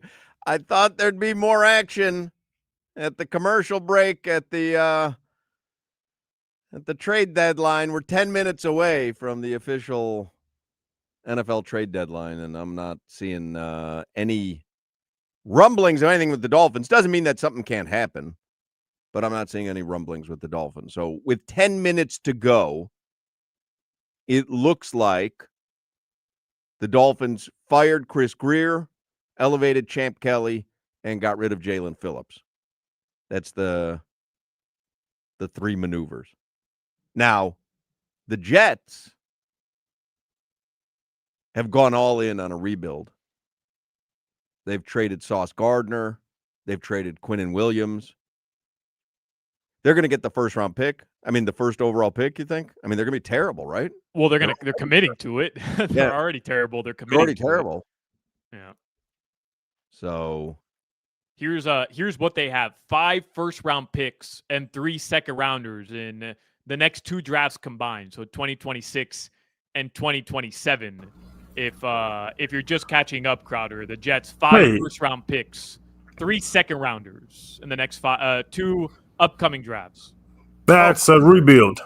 yeah, that is like from the studs. Mm-hmm. They got rid of Sauce Gardner. They got rid of Quinnen Williams. They are telling you, we recognize we're no good, and we're not going to try to piecemeal it together around these guys.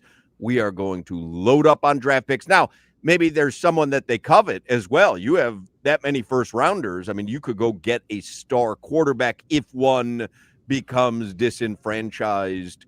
You know, maybe they want to go get Aaron Rodgers if he doesn't like what's going on. But yeah, you have that kind of draft capital. You have a lot of freedom to do a lot of things that other teams can't do. Sounds kind of familiar, doesn't it, fellas? No.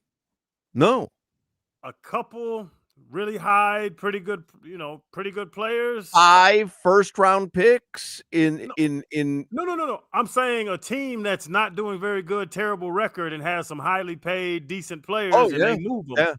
But I think they're decent players. They're highly paid, decent players. I think are better than ours. Yes. So that's we don't have another Sauce knock. Gardner. Yeah. No. And we have no Quinn. Yeah, Quentin Williams is better than any. Yeah, both of them. There's Tyreek being hurt. There's nobody on our team as good as they are at their job. Solana was saying, like, they traded 2 guys, got first rounders in return for both those guys. Do we have a guy that would bring a first rounder back? And obviously, the one they want to bring a first rounder back is Jalen Waddle, but I don't think he would. I don't think he would either. That's so the house is already shaky, and we're giving away Jalen Phillips. That's it. There doesn't seem to be any other maneuvers. I'm just. David Fioronis at the Sun Sentinel says, we're in the final hour of the NFL's trade deadline. This was obviously a few minutes ago. Things might heat up for the Miami Dolphins, or they won't at all. There's my analysis.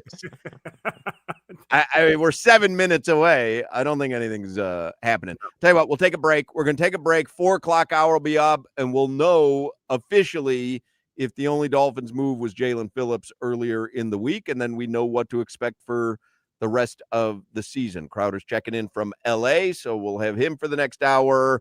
Take a break. 4 o'clock hour is next. You're listening to the Hoch, Crowder, and Solana show. Ain't no way Solana got a degree.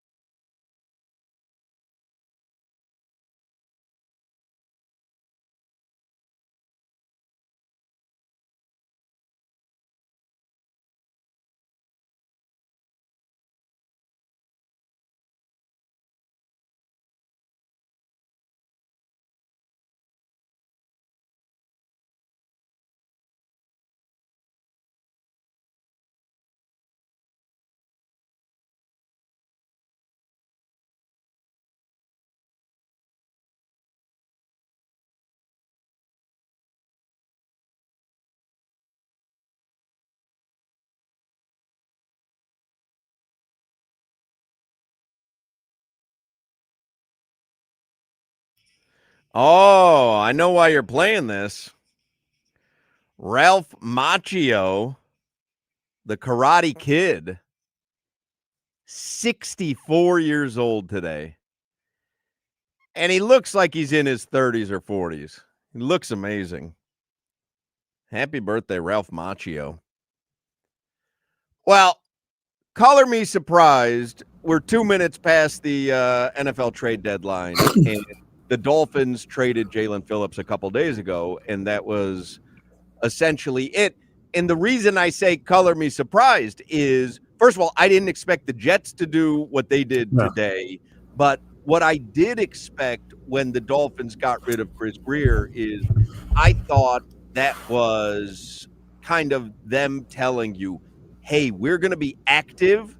And because we're going to be active, we want someone who we think will be here, in subsequent seasons. We don't want the ingredients to be bought by the same guy who's been buying the ingredients for a while. And so I thought they would be active. And I'm not saying that they weren't trying to get returns on whoever they were willing to move, but they didn't get anyone. So Jalen Phillips in exchange for a third rounder, although they're paying all of Jalen Phillips' salary, but no real movement for the Miami Dolphins at the trade deadline. So Grier is gone, and McDaniel will continue to coach the team. And I do think you'll have to see a complete reset like the Jets are doing at some point, but obviously whatever was being offered to the Dolphins was not enough for their liking, not enough to motivate them to move off. Yeah, and when you get, because Chris Grier already came out and said he's not, I'm not, my phone rings, but I'm not calling people. So I thought the new guy would for sure have to make a move because now you can't sit exactly where Chris Grier already put his foot in the sand. But also, did you just twinkle your toe in the water? Like, I made a move to make a move, but I'm really not resetting. And then the Jets make you think about it, where they are getting pieces back. We're not good. We need to go get some more young players that are cheap so that we can add expensive veterans. It's the model that the championship teams play.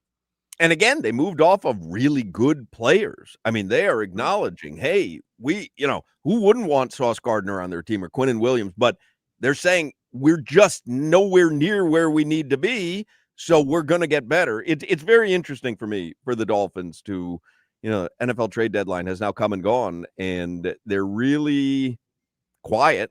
I mean, it was not, this was not what I expected. I was saying to Solana earlier, like, we didn't book any guests in the 3 o'clock hour, 4 o'clock hour, because we thought there was going to be moves coming in that were fast and furious, specifically for the Dolphins. I really thought the firing of Chris Grier was a sign that, okay, we realize this season's going nowhere. This roster is going nowhere. We've got to make significant moves. But apparently they didn't feel the same way, or other teams around the league just weren't very interested in the Dolphins roster players, which you can understand as well. All-pro Sauce Gardner is going to help the Colts out extremely. And they're trying to make a run. They're one of the top teams in the league. Quentin Williams is a multi-time All-Pro. Our best asset is Jalen Waddle. He's not making a contending team to a Super Bowl team. Those other guys could. Right. Yeah, you add Sauce Gardner. That could be the difference on your defense. You add Jalen Waddle to your receiving core. Good addition, but I'm not certain that it's worth a first rounder. And obviously, I don't think anyone else did either, because I think they would have moved him. That's what it was. I think Jalen could have got. We talked about a 3, maybe a 2, but Jalen wasn't going for a 1. There's no way. All right, well, let's do headlines officially with Solana, and he can bring us up to speed on everything that happened or didn't happen. Headlines brought to you by Doral Volkswagen, home of the Pricito, our lowest price. This is not the headlines we thought we'd be delivering at 4 o'clock. I thought it was going to be a long list. I thought we were going to be saying, well, I wonder who's going to be starting at that position on Sunday. But I think we know who the starters are going to be. Although Mike McDaniel will tell you, whoever gives them the best chance to win is who's going to be out there Sunday against Buffalo. Headlines brought to you by Doral Volkswagen, home of the Pricito, our lowest price. Visit them at Doral Volkswagen or DoralVolkswagen.com. There's already a Photoshop flying around Dolphins Twitter of a banner that says "Fire Champ Kelly." That's funny. Adam Schefter, I just saw a push notification on ESPN, said Despite getting calls for Jalen Waddle and Bradley Chubb, the Dolphins did not make another deal before the deadline and opted to hold on to both. So there we go. They should have got rid of Chubb. But you just don't know what the offers were. I'm with you, Hawk. Like, yeah, I don't want to just give him away. If the offer was a 7th for Bradley Chubb, Solana said it earlier, you're not going to have him next season. He's going to be somewhere else. They offered you a 7th and pay half his salary. Like, you know.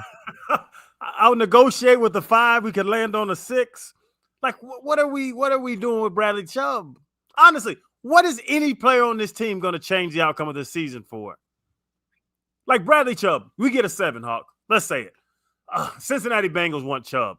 They bring in a 7. They give us a 7. Bradley's not on this team.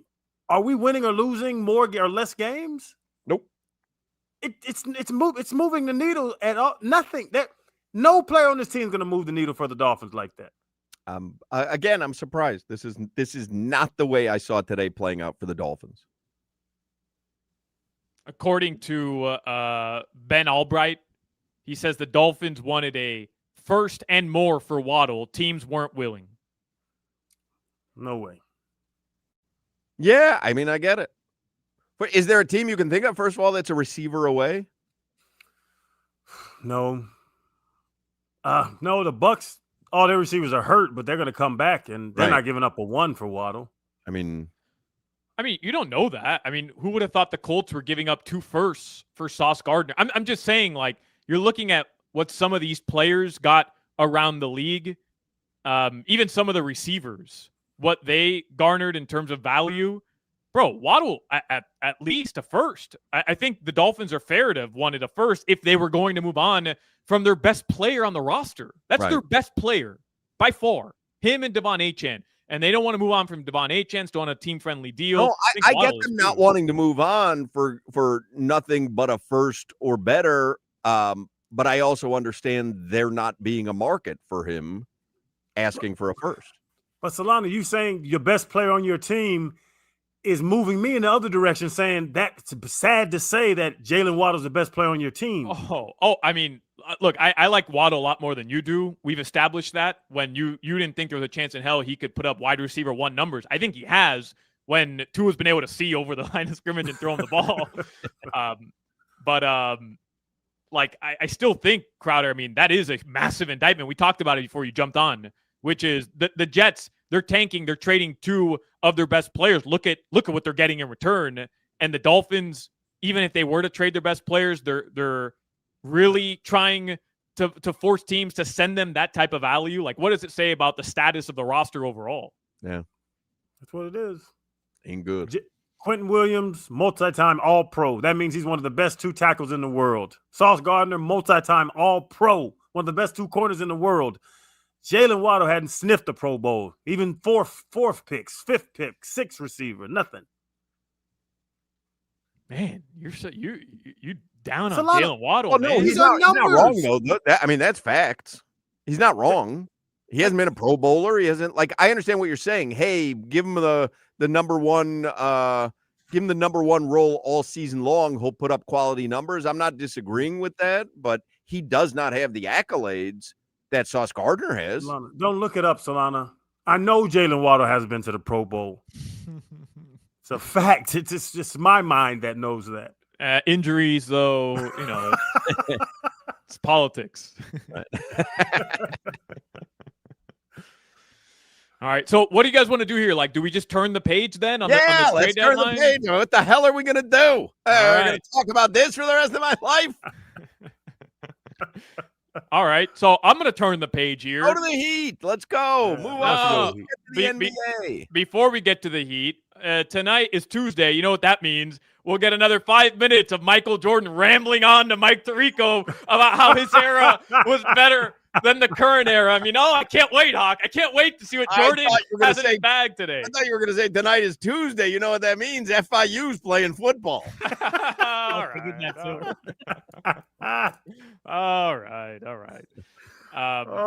Give me a story, MJ.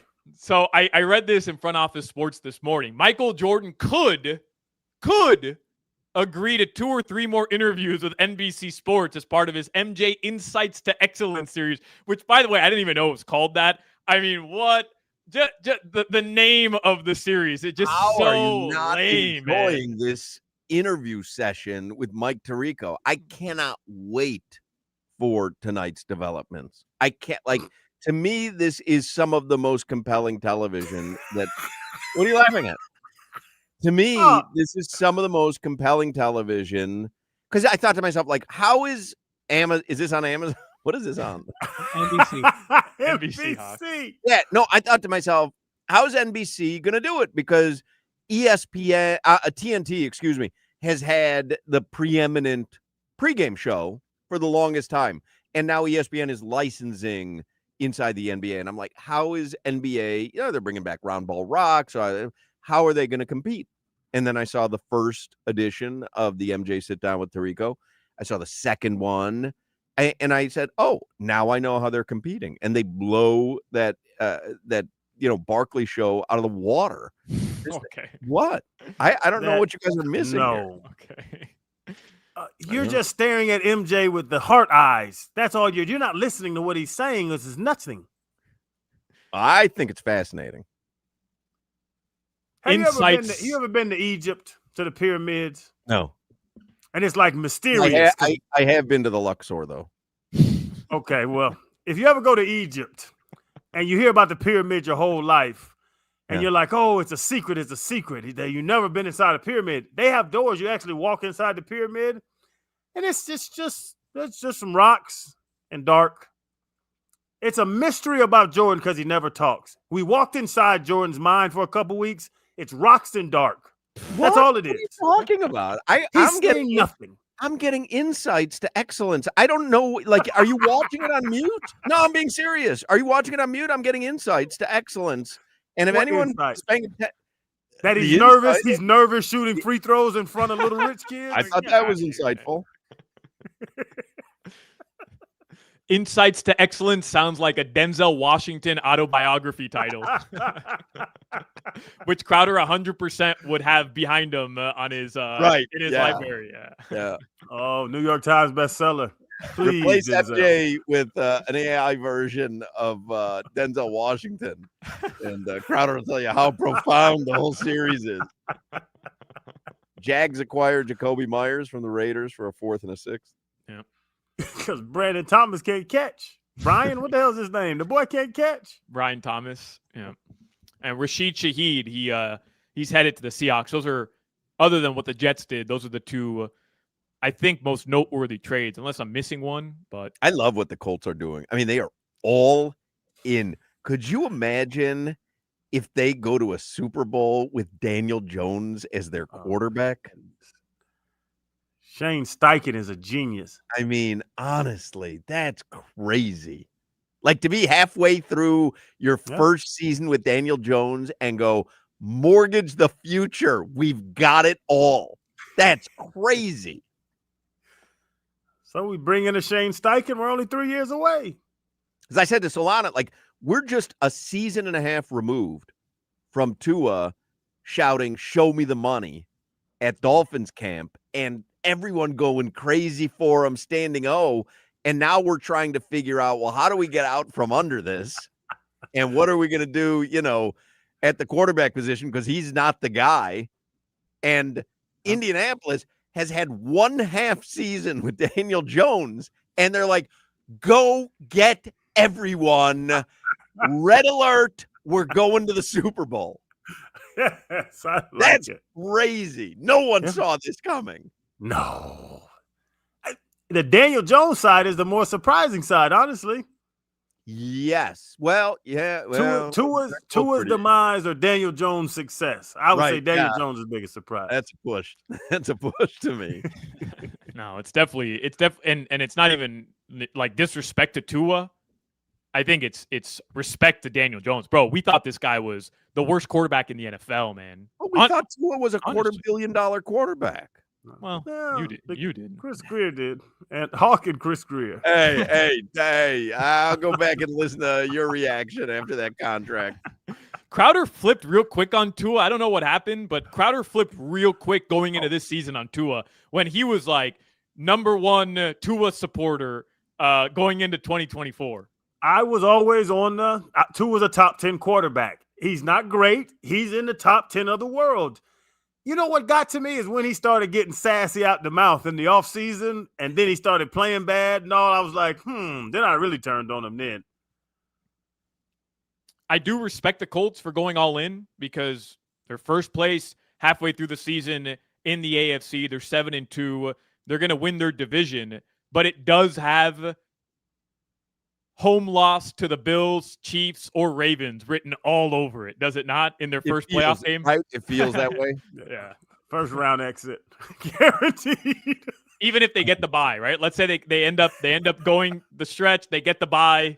Well, here come the Chiefs on the road, and it's a 22-point win by Patrick Mahomes in Indianapolis. I can't even. I got to go back and look at my gambling history. I heavied up on the Dolphins versus the Colts week 1. Like I can't. I got to go back and look at what I bet during that game because there was no line too big for me to lay the points with the Dolphins. I think I bought them up to -21.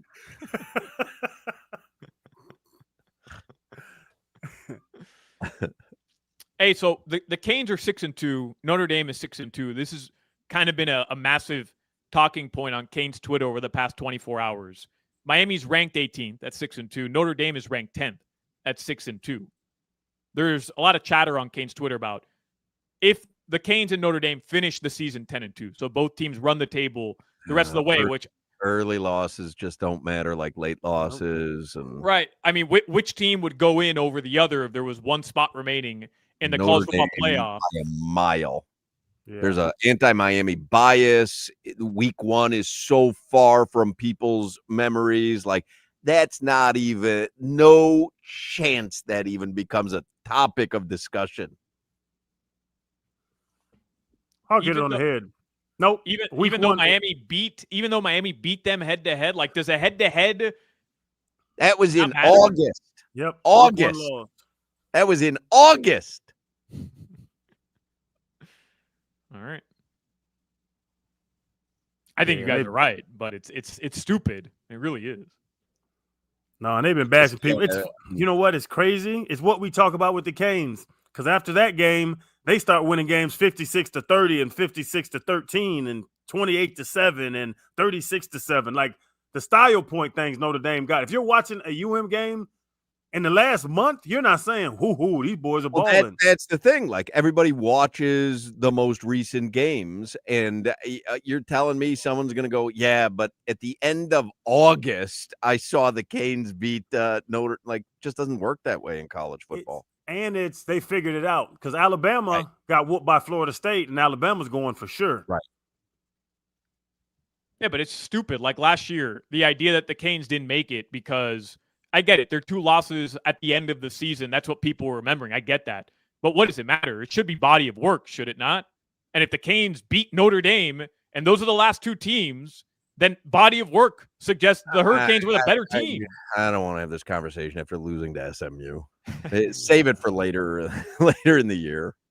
It's we beat the Panthers, so anybody that plays the Panthers and loses, we're better than them. Right. It's kind of it doesn't work that way. Well, it does in sports math. I hate to Solana world. I hate to admit it to you, but it really does. I did see a funny tweet. I wanted to read it to you guys yesterday, but Tim Reynolds had tweeted that Miami had asked the ACC for clarity on a number of calls from Saturday's game, and this was yesterday. He tweeted, "The ACC has not responded yet."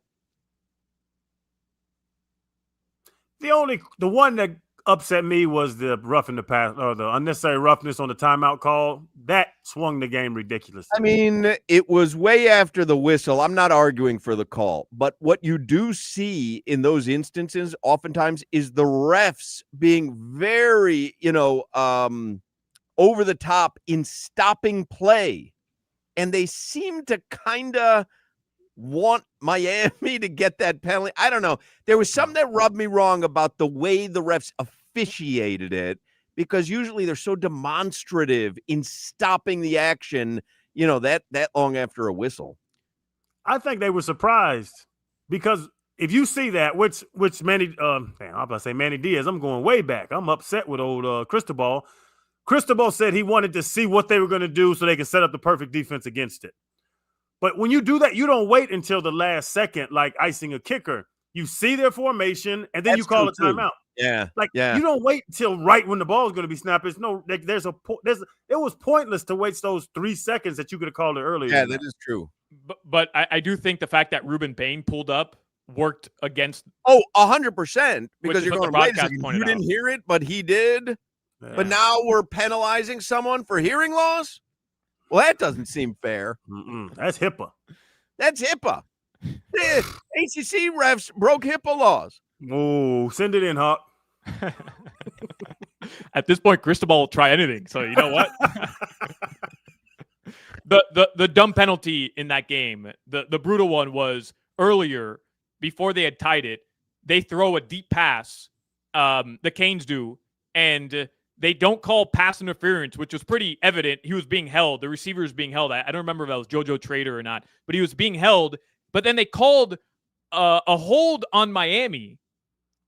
When they show the replay, like it wasn't even the idea that they threw a flag on that was so dumb. But remember what we read yesterday. I can't remember who's the guy who wrote it, because I saw that they were like complaining that that we talked gloriously about his tweet. Steve Kim. What he said in that tweet that we read was, go up big so that a penalty doesn't kill you. Yep. Don't play to win every game 24-21. And he's right. Like, that's why you can look back at a penalty and say this is what did us in, when you have markedly better talent on the field. And you should be having that. If you want to do that, this penalty, change the game, that should be against a Georgia and Alabama, Ohio State. SMU, correct. SMU, Louisville. Remember that hold in the third quarter? You should never get to that point. Yep. The Dolphins have made a roster move as we wrap up headlines here. Let's go. Bring it. They have signed cornerback Clarence Lewis to the practice squad. Lewis.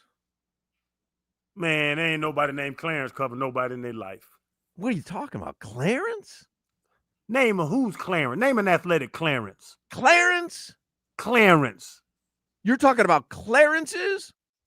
Clarence is plural. Just give me one. I don't need plural. Give me an athletic Clarence, a lockdown Clarence. Spoon. If he Clarence Witherspoon. Boom. Who is that?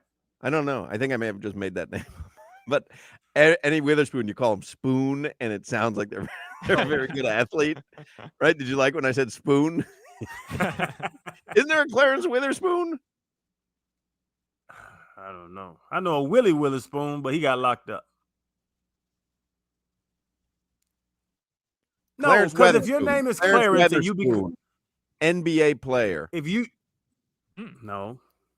become real good at sports, you change your name to Clay. Clarence Witherspoon was drafted by the Sixers. I mean, come on. Played for the Heat. Solana, Clarence Witherspoon. Spoon. Spoon. So, you don't remember Spoon? Oh, he was sweet. Spoon? Yeah, man. Like a spoon. Nah, he wasn't sweet. Spoon? He looks like a Clarence, though. Yeah, Spoon. You don't remember that scene with the Heat in 99, 2000? Solana? What they call him? Spoon. I'm going to drop that on Tony Fiorentino randomly. Like, man, you remember Spoon? This guy reminds me of a poor man's spoon.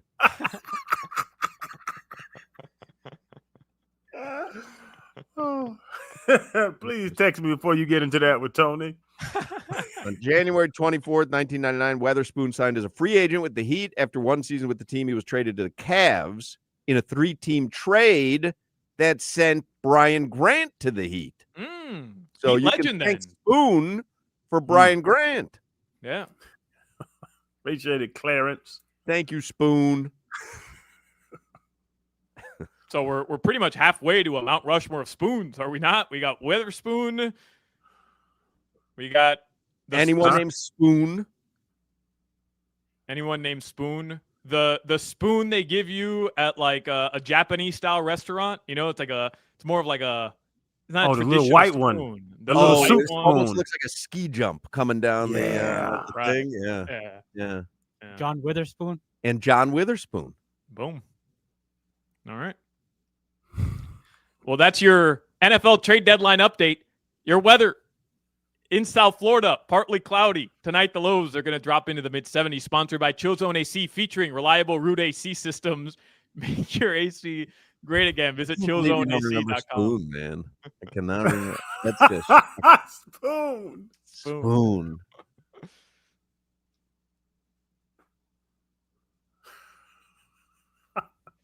Oh, Panthers play tonight, by the way, 10 p.m. And Bobby will be in net. All right. Spoon. Ask Tommy Tig if you want. Text Tommy Tig and say, hey, do you want to do a feature on preheat before the Nuggets game on Spoon? All right. And just see what his response is. Do you have the guts to do that? Yeah, I'll text him. Like no follow-up text that says I'm talking about Clarence Weatherspoon or whatever. No, say this. I'm thinking about doing a Heat Where Are They Now? What do you think about featuring Spoon before the Nuggets game? And just see what he says. All right. See what he says. Will you do that? Yeah, I'll do that. That'll be great. I'm thinking of featuring Spoon. What do you think? That'll be great. Come on, you got to do that. You do that during the commercial break. Yeah, I'll do it during the commercial break. All right, that'll be perfect. All right, it's that time of year. Opening day of championship meet at Gulfstream Park is around the corner. I am delighted. I was disappointed that the Dolphins didn't do anything, but I am delighted to see Tommy Tig's reaction to a random text just mentioning Spoon. Like, will he be polite with you, or do you think he'll say, who are you talking about? Or Tommy hasn't answered one of my texts in 4 years.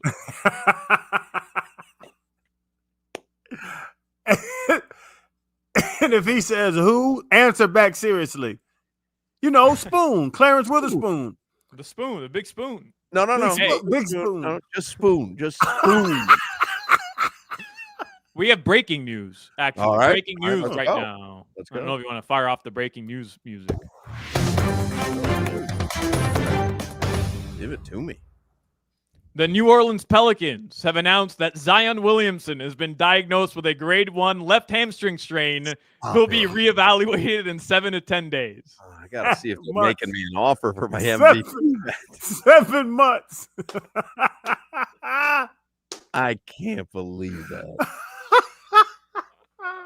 Steven Preciado, our old producer, says Spoon missed a big-time shot against the Knicks, Game 7. Spoon. Man, a lot of disrespect for Spoon. I cannot believe Zion's got another hamstring pull. Huck, you just keep walking through the door and getting smacked in the head. You just I keep know, walking I through it, know. huh? I'm the monkey who hits the buzzer. I'm gonna give you a secret about next season. He's gonna get hurt. Fortune teller. All right. Opening day of championship meet at Gulfstream Park is around the corner. Champions return to Gulfstream Park Thursday, November 27th for opening day of championship meet, where the world's greatest jockeys, trainers, and thoroughbreds compete for glory every Thursday through Sunday. Whether you're enjoying premium trackside dining at 10 Palms Restaurant, catching every race in Silk Simulcast Room, or standing front row on the apron, you'll feel the power, passion, and excitement of championship meet. What do I always say? If you live in South Florida and you don't make it out to Gulfstream Park for horse racing or fine dining or casino gambling, you are missing out. Gulfstream Park offers the hottest slots and electronic table games. They combine the excitement of casino gaming with the thrill of thoroughbred racing in one electrifying destination. November is truly loaded at Gulfstream. Taste at the Track is Sunday, November 16th. martinis, panini, and linguine. Get your tickets online now at gulfstreampark.com. And again, opening day of Championship Mead is Thanksgiving Day, Thursday the 27th. You can elevate your Thanksgiving Day with a unique and thrilling experience in 10 Palms at Gulfstream Park. Gather your family and friends for an incredible afternoon spread while you watch a great day of live racing. A perfect location for families, friends, and racing enthusiasts to celebrate Thanksgiving in style. You can get all the details at gulfstreampark.com. This is Hoch, Crowder, and Solana. I would love to have a cup of coffee and a piece of pie with Mike McDaniel at Denny's.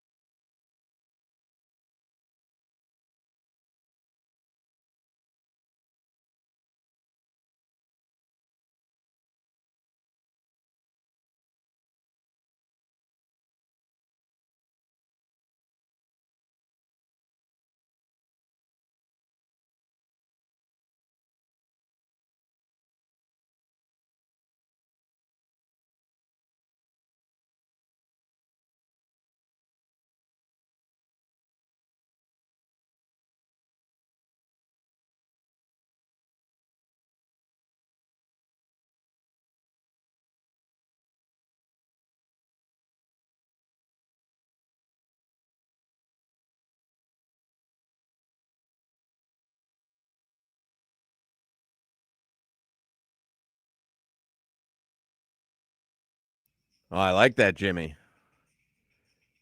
Crowder mentioned pyramids. So you played Walk Like an Egyptian. You paid attention last segment. I did, shockingly. That Kasparis Yakuchonis message to us about switching to FM really touched me deeply because it seemed like he was really happy about QAM's move to the FM dial. Listen, at least he pronounced 104.3 correctly. I mean, Cristobal read that script like he had never seen the numbers 1, 0, 4, or 3 before in his entire life. Crowder, you have to say like 5 words so that your microphone becomes a normal volume again. This happens every time, like you turn the mic on or off. Like it's so blisteringly loud, we can just tell by the ambient sound. So say like 5 words so that your microphone goes back to normal levels. No, 5 words. Hello, fellas. How y'all doing? All right, there we go. Back to a normal level. I don't know why you travel with this $20 microphone, but it does the same where it's just like the loudest, but until you start speaking and then it reverts to a normal sound. This is the same one I've used since COVID started. Yep, we know. Mm-hmm. That plays into our exact argument as to why we don't understand you're traveling with this $20 snowball mic. So, Solana, you sent me some microphone. It had a lot of letters and numbers on it, though. It's the exact same microphone, except it was made this year, not 6 years ago, and it's lighter. It's and easier it to hasn't function. been banged around in your luggage over the course of 6 years.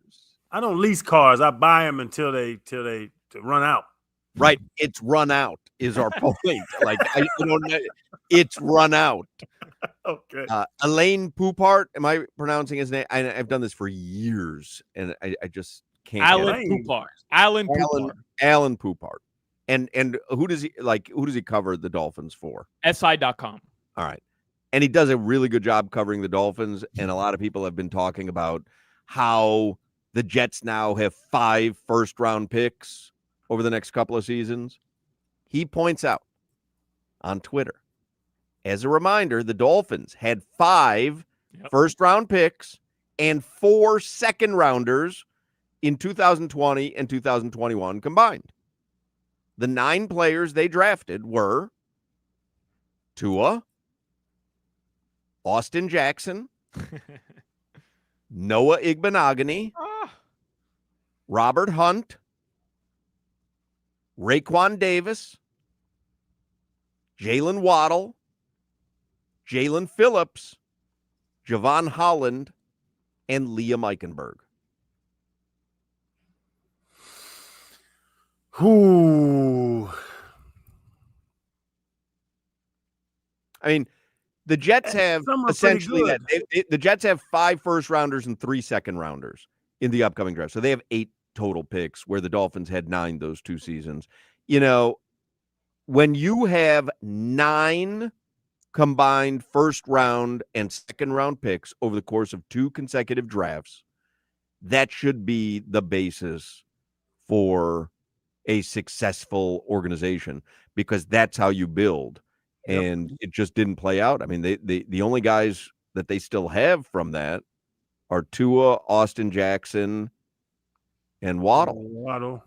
Yeah, well, Hoch, not only that, but I think it was Alf Arteaga, who was a Dolphins podcaster, who was in our chat earlier saying, why are we acting like the Jets just automatically are going to do anything with these picks? Right. In 2021 and 2022, the Jets had 5 first-round picks combined in those 2 seasons. So they've done this already. Literally, they've done this.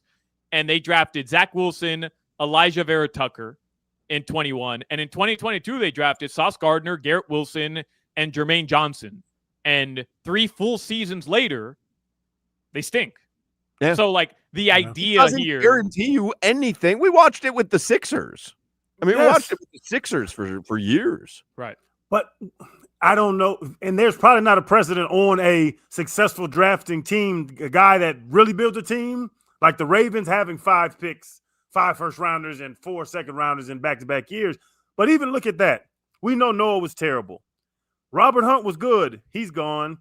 Raekwon Davis was good. He's gone. Phillips is good. Just traded him. Holland was good. He's gone.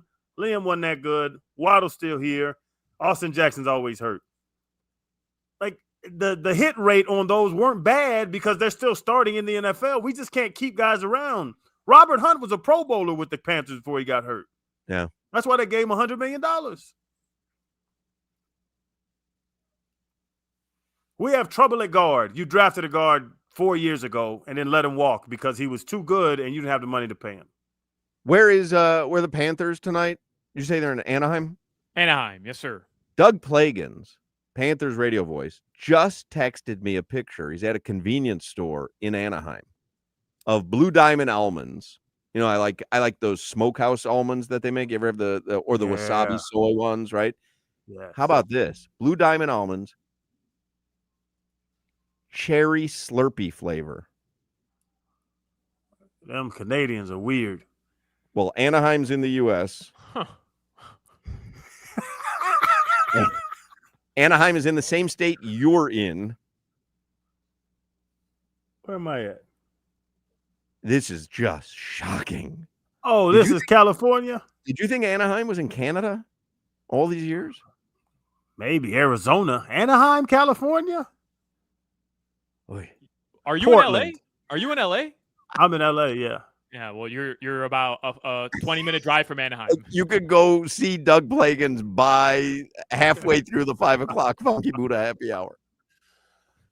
Oh, yeah. These Californians are nasty. All right, 5 o'clock Funky Buddha happy hour is coming up. We will get caught up on all the headlines. We'll let Crowder know a couple other cities in California as well that maybe he is unaware of. I want to tell you about my good friends in the award-winning team at Durrell Volkswagen. Right now, you can select from a huge inventory of new Volkswagen models like the Atlas, Tiguan, and Taos. They have the perfect new Volkswagen for you in stock and ready for immediate delivery. With competitive financing and flexible lease options, you'll get the best deal at Durrell Volkswagen. Nobody sells for less. That's Durrell Volkswagen. This is Hoch, Crowder, and Solana. Hawk, what's the address to the NAACP Delray chapter?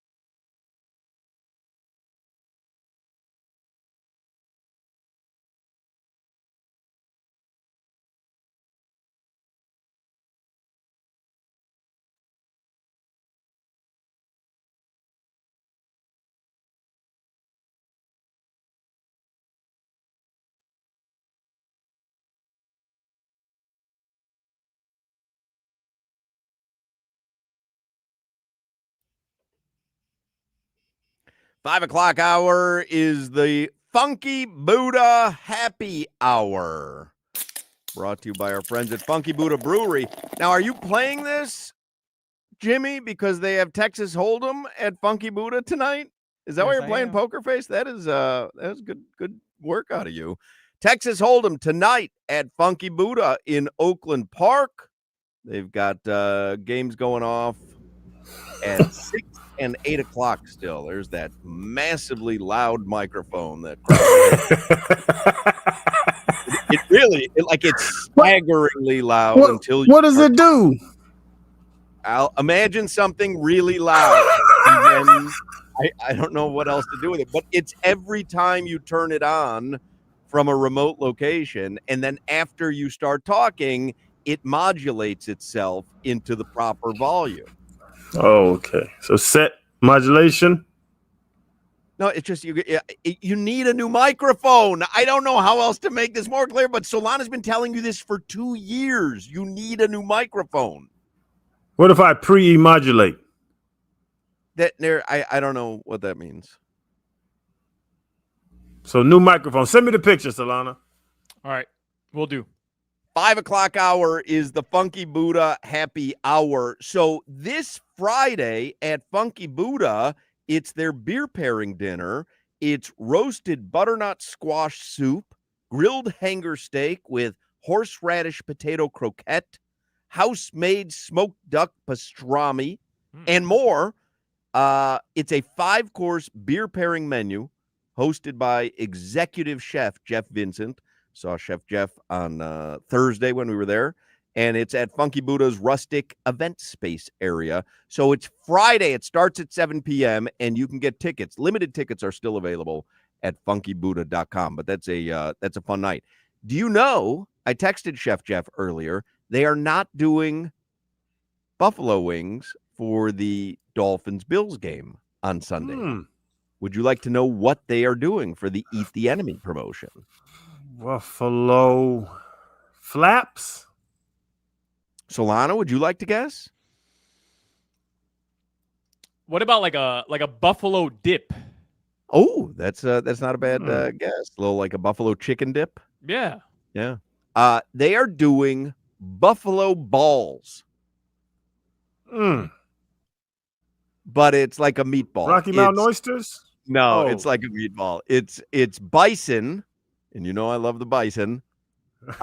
It's bison meatballs tossed in buffalo sauce and topped with melted blue cheese. Ooh.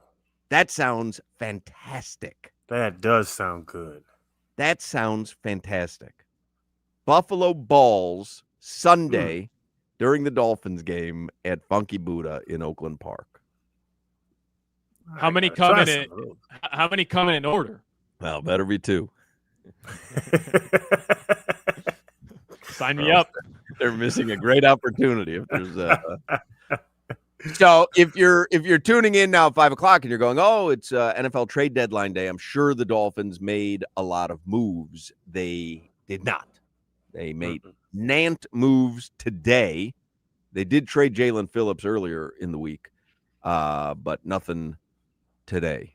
So there you go. That's the extent of your NFL trade deadline news. Let's get headlines with Solana. He can tell you everything that did happen today, none of it involving the Dolphins. Headlines brought to you by Doral Volkswagen, home of the Pricito, our lowest price. Visit them at Doral Volkswagen or DoralVolkswagen.com. Dolphins line, by the way, is up to 9.5. Remember, it opened the week. It was 7.5. Dolphins 7.5-point dogs at home against Buffalo. And I've said to you since Monday, like, how are they going to perform on Sunday with all this rigmarole going on? It is up to 9.5 now. And I do think it'll be double digits by the time the game rolls around on Sunday. I can answer that because they just gave Patrick Mahomes and Kansas City offense hell. Patrick Mahomes got hit like 18 times or something. Their pass rush was crazy against the Chiefs, and Tua doesn't move that much, and their line is suspect. I can see why that line moved. Right? I mean, you feel like, and again, you never know what's going to happen because I felt that way for the Atlanta game, but you feel like this could be 35-3 at halftime. Yes. And I don't know how they're slowing down that offense. I mean, how? How? Ooh, we have trouble covering tight ends. They have 3 good tight ends. It just seems, to your point, I thought Atlanta would beat the hell out of them, but yeah, this looks Right, this like is anything looking could happen. And they Yeah. did play Buffalo tougher this season than we thought they were going to. But man, I feel like, it's like, oh, the wheels are falling off. I feel like the wheels fell off. Like this it's a this bobsled. The right, wheels yeah. are falling off. This ain't the team to be goofing around with. No. Nah, man. You guys are looking at this all wrong. The Falcons beat the Bills on Monday Night Football, and then the Dolphins blew out the Falcons in Atlanta. Deductive reasoning here, fellas. Dolphins blow out the Bills. I don't know what else to tell you. All right. Yep. I am gonna lock in Bradley Chubb over a half sack this week. Oh, I'm putting in 3 sacks or more for Philly. This guy is going to get to the quarterback. No. Oh, I thought you were talking about Jalen Phillips. Well, I thought that you were too. talking- Jalen Phillips, 3 sacks. That too. 100%.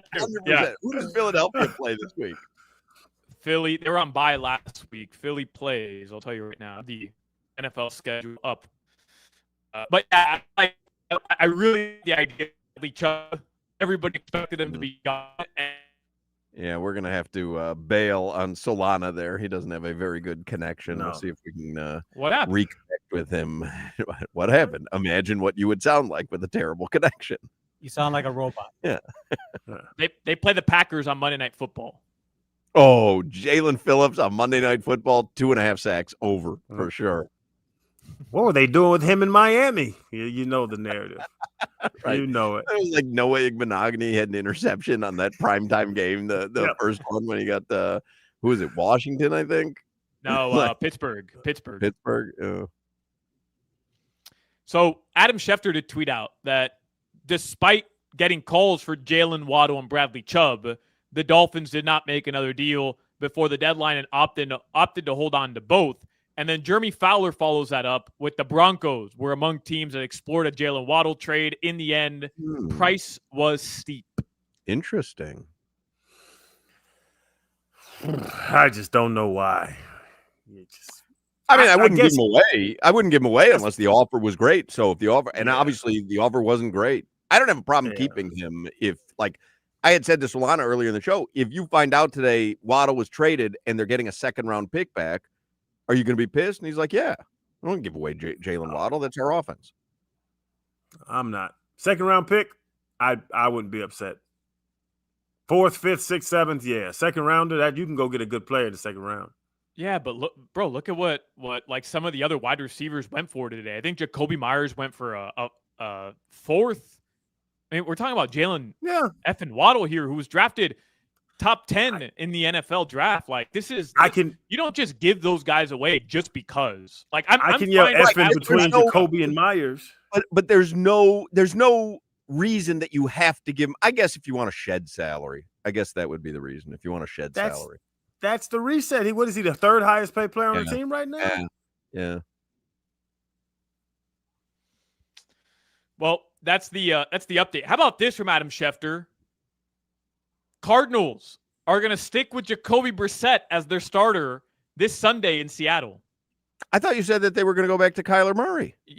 Yesterday, is it Jonathan Gannon? He said he danced around it a little bit, but he pretty much said we're not Kyler's our quarterback.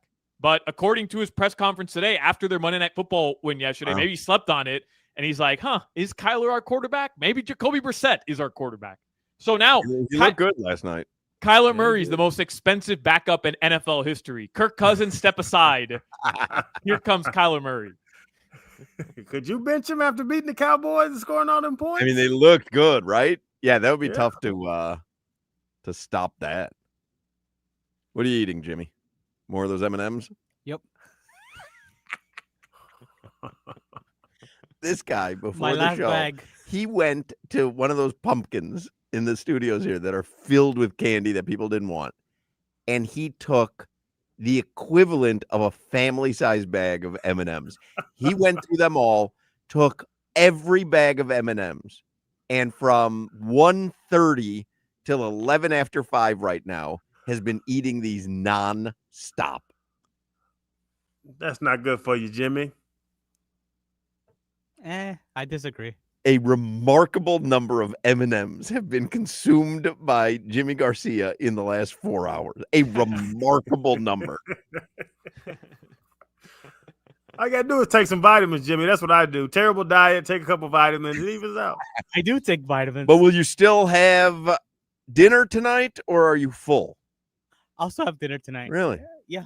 Ate candy all day long, and you're ready for dinner. You're hungry. I'm ready for dinner. Huh. Jimmy, Remarkable. what you eating for dinner? It's like you have a menu what in are you your eating for mind. dinner? Yeah. I have no idea what's for dinner tonight. Taco Tuesday? Maybe. All right. Yesterday I had steak. Oh. You cook, Jimmy? No, that can, no what are way. you talking about? I'll burn down the house. No, just throw something on the grill, you know. What kind of steak? Your mom made it? Yes. What kind of steak? Just normal steak. Or like what kind of cut of meat? I don't know. Oh. But it was Beef. done in the air fryer. Oh, interesting. Mm. When you have the Air fried steak. sides? Fries. Fries, steak and fries. Then what'd you have for breakfast this morning? I got I had Hey, croquetas. what? Christ Almighty! And then what did you have for lunch? No lunch. Oh, all right, and then just the 50 bags of M&Ms. M&M's for lunch, send you- seems like. When's the last time you've had labs done?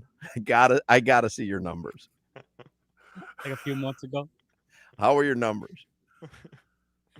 They were a little high, but they're better now. Should you be eating Lipitor, say, at the pace you're eating M&Ms? Nah, I'm fine. Lipitor. What kind of croquetas did you have for breakfast? Ham? Ham croquetas. Yeah, I had a feeling. All right. Those are Anything the else? best. Anything else? Of course. Anything else in the headlines? That would be such a great new nickname for Jimmy, Lipitor. Or labs.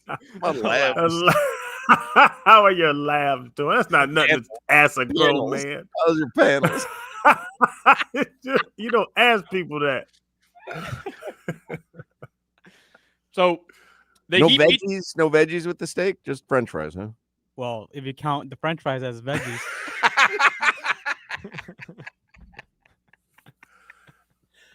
You eat touche. veggies? You eat veggies, Jimmy? not much. No. You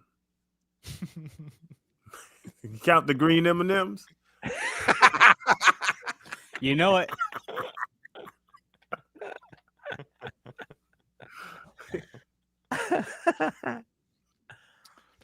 The Heat beat the Clippers last night, 120-119. Told you they would cover. Should have listened to me. You're right. You're right. Should have bet a money line. So Tyler Hero, yesterday they revealed a new Nike commercial featuring Tyler Hero. Any of you see this commercial? You know, DJ sent it to me. I haven't watched it yet. So it must have jumped out at him. Is it great?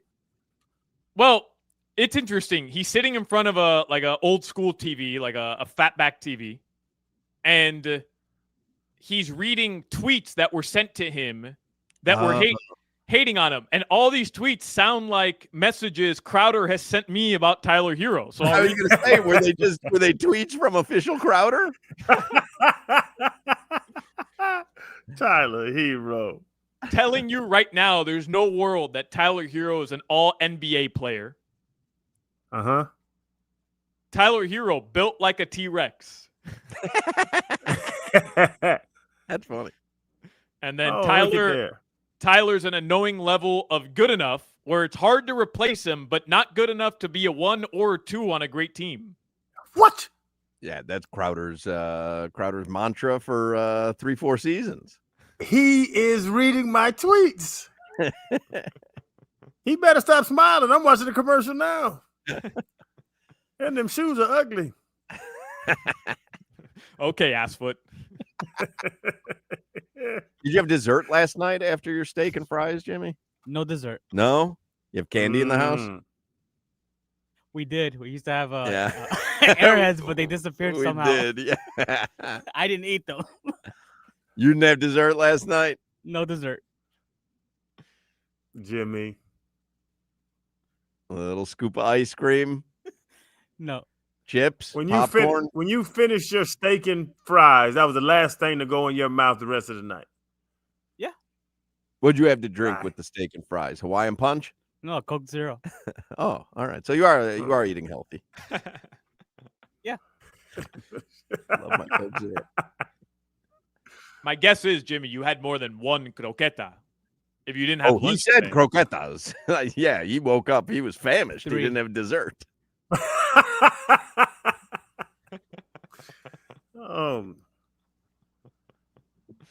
Panthers, they open up a 4-game road trip tonight. Out west, Sergei Bobrovsky will be in net tonight. It's a 10 p.m. puck drop. Listen to the game right here, FM That's right. 104.3 WQAM. All right. Oh, did you ever text Tommy Tig? Yeah, no about answer. Spoon? No, I told you, Tommy doesn't text me back. No answer. All right. Because I texted Plagans about those Slurpee almonds Yeah. that he sent. I said, I don't think I could pull the trigger on those, and I happen to love Blue Diamond almonds. And he said, my thoughts exactly. I passed, and I like the flavor of a cherry Slurpee too. But now I can't stop thinking of them. I want to try these almonds, these Slurpee almonds. I want to try them too. They might be terrible, but they might be good. Well, you can. You're in Anaheim. I was going to say. No, man, I got to cross the border. I don't have my passport, nothing. All right. Anything else? Your weather, sponsored by Chill Zone AC, featuring reliable Root AC systems. Make your AC great again. Visit chillzoneac.com. The sun is already setting in South Florida, which means the temperatures will drop. Yeah.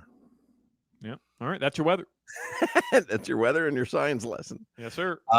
Josh Appel in the next segment. We will talk NFL and Dolphins with Appel, so do not go anywhere. Y'all gotta go to Delaware Chicken Farm and Seafood Market. The Crowder Powder is there, all 3 blends. You grab your Crowder Powder and put it on all the delicious food Delaware has: the lamb, the beef, veal, pork, poultry, duck, turkey, lobster, shrimp, fish, alligator. They have crabs, clams, oysters. They have all the food you love. Oh my goodness, stone crabs too. You know I love stone crab season. The best price, all the sizes, the freshest stone crabs that you'll ever taste. They're at Delaware. You don't feel like cooking, get you a burger, a sandwich, fried chicken, roasted chicken. Sides are there, all made in-house daily and fresh, and the dip. Buffalo chicken dip is amazing, but that smoked fish dip, the smoked tuna dip, is the best smoked fish dip you'll ever have in your life. You got to go to DelawareChicken.com, see what you want, and then call them in advance. 954-983-6831. That's 954-983-6831. You place your order now. They will have it packaged ready when you get there. Curbside delivery is available. They'll bring it out to the car because my man Jose wants to do what Delaware's been doing since 1951, and that's get delicious food back to whatever you are doing, whatever party you're having, eat by yourself, romantic dinner, yacht provisions. Going on a beautiful boat, have the best quality food. They have yacht provisions as well. Y'all got to get to Delaware Chicken Farm and Seafood Market. They are located on 441, 1 block south of Sterling Road. Get down there, support local. They've been here since 1951. They know what they're doing. Get your Crowder Powder and tell them Crowder sent you. You're listening to the Hoch, Crowder, and Solana Show. Crowder, how many booms would you give today's show? I'm not booming nothing.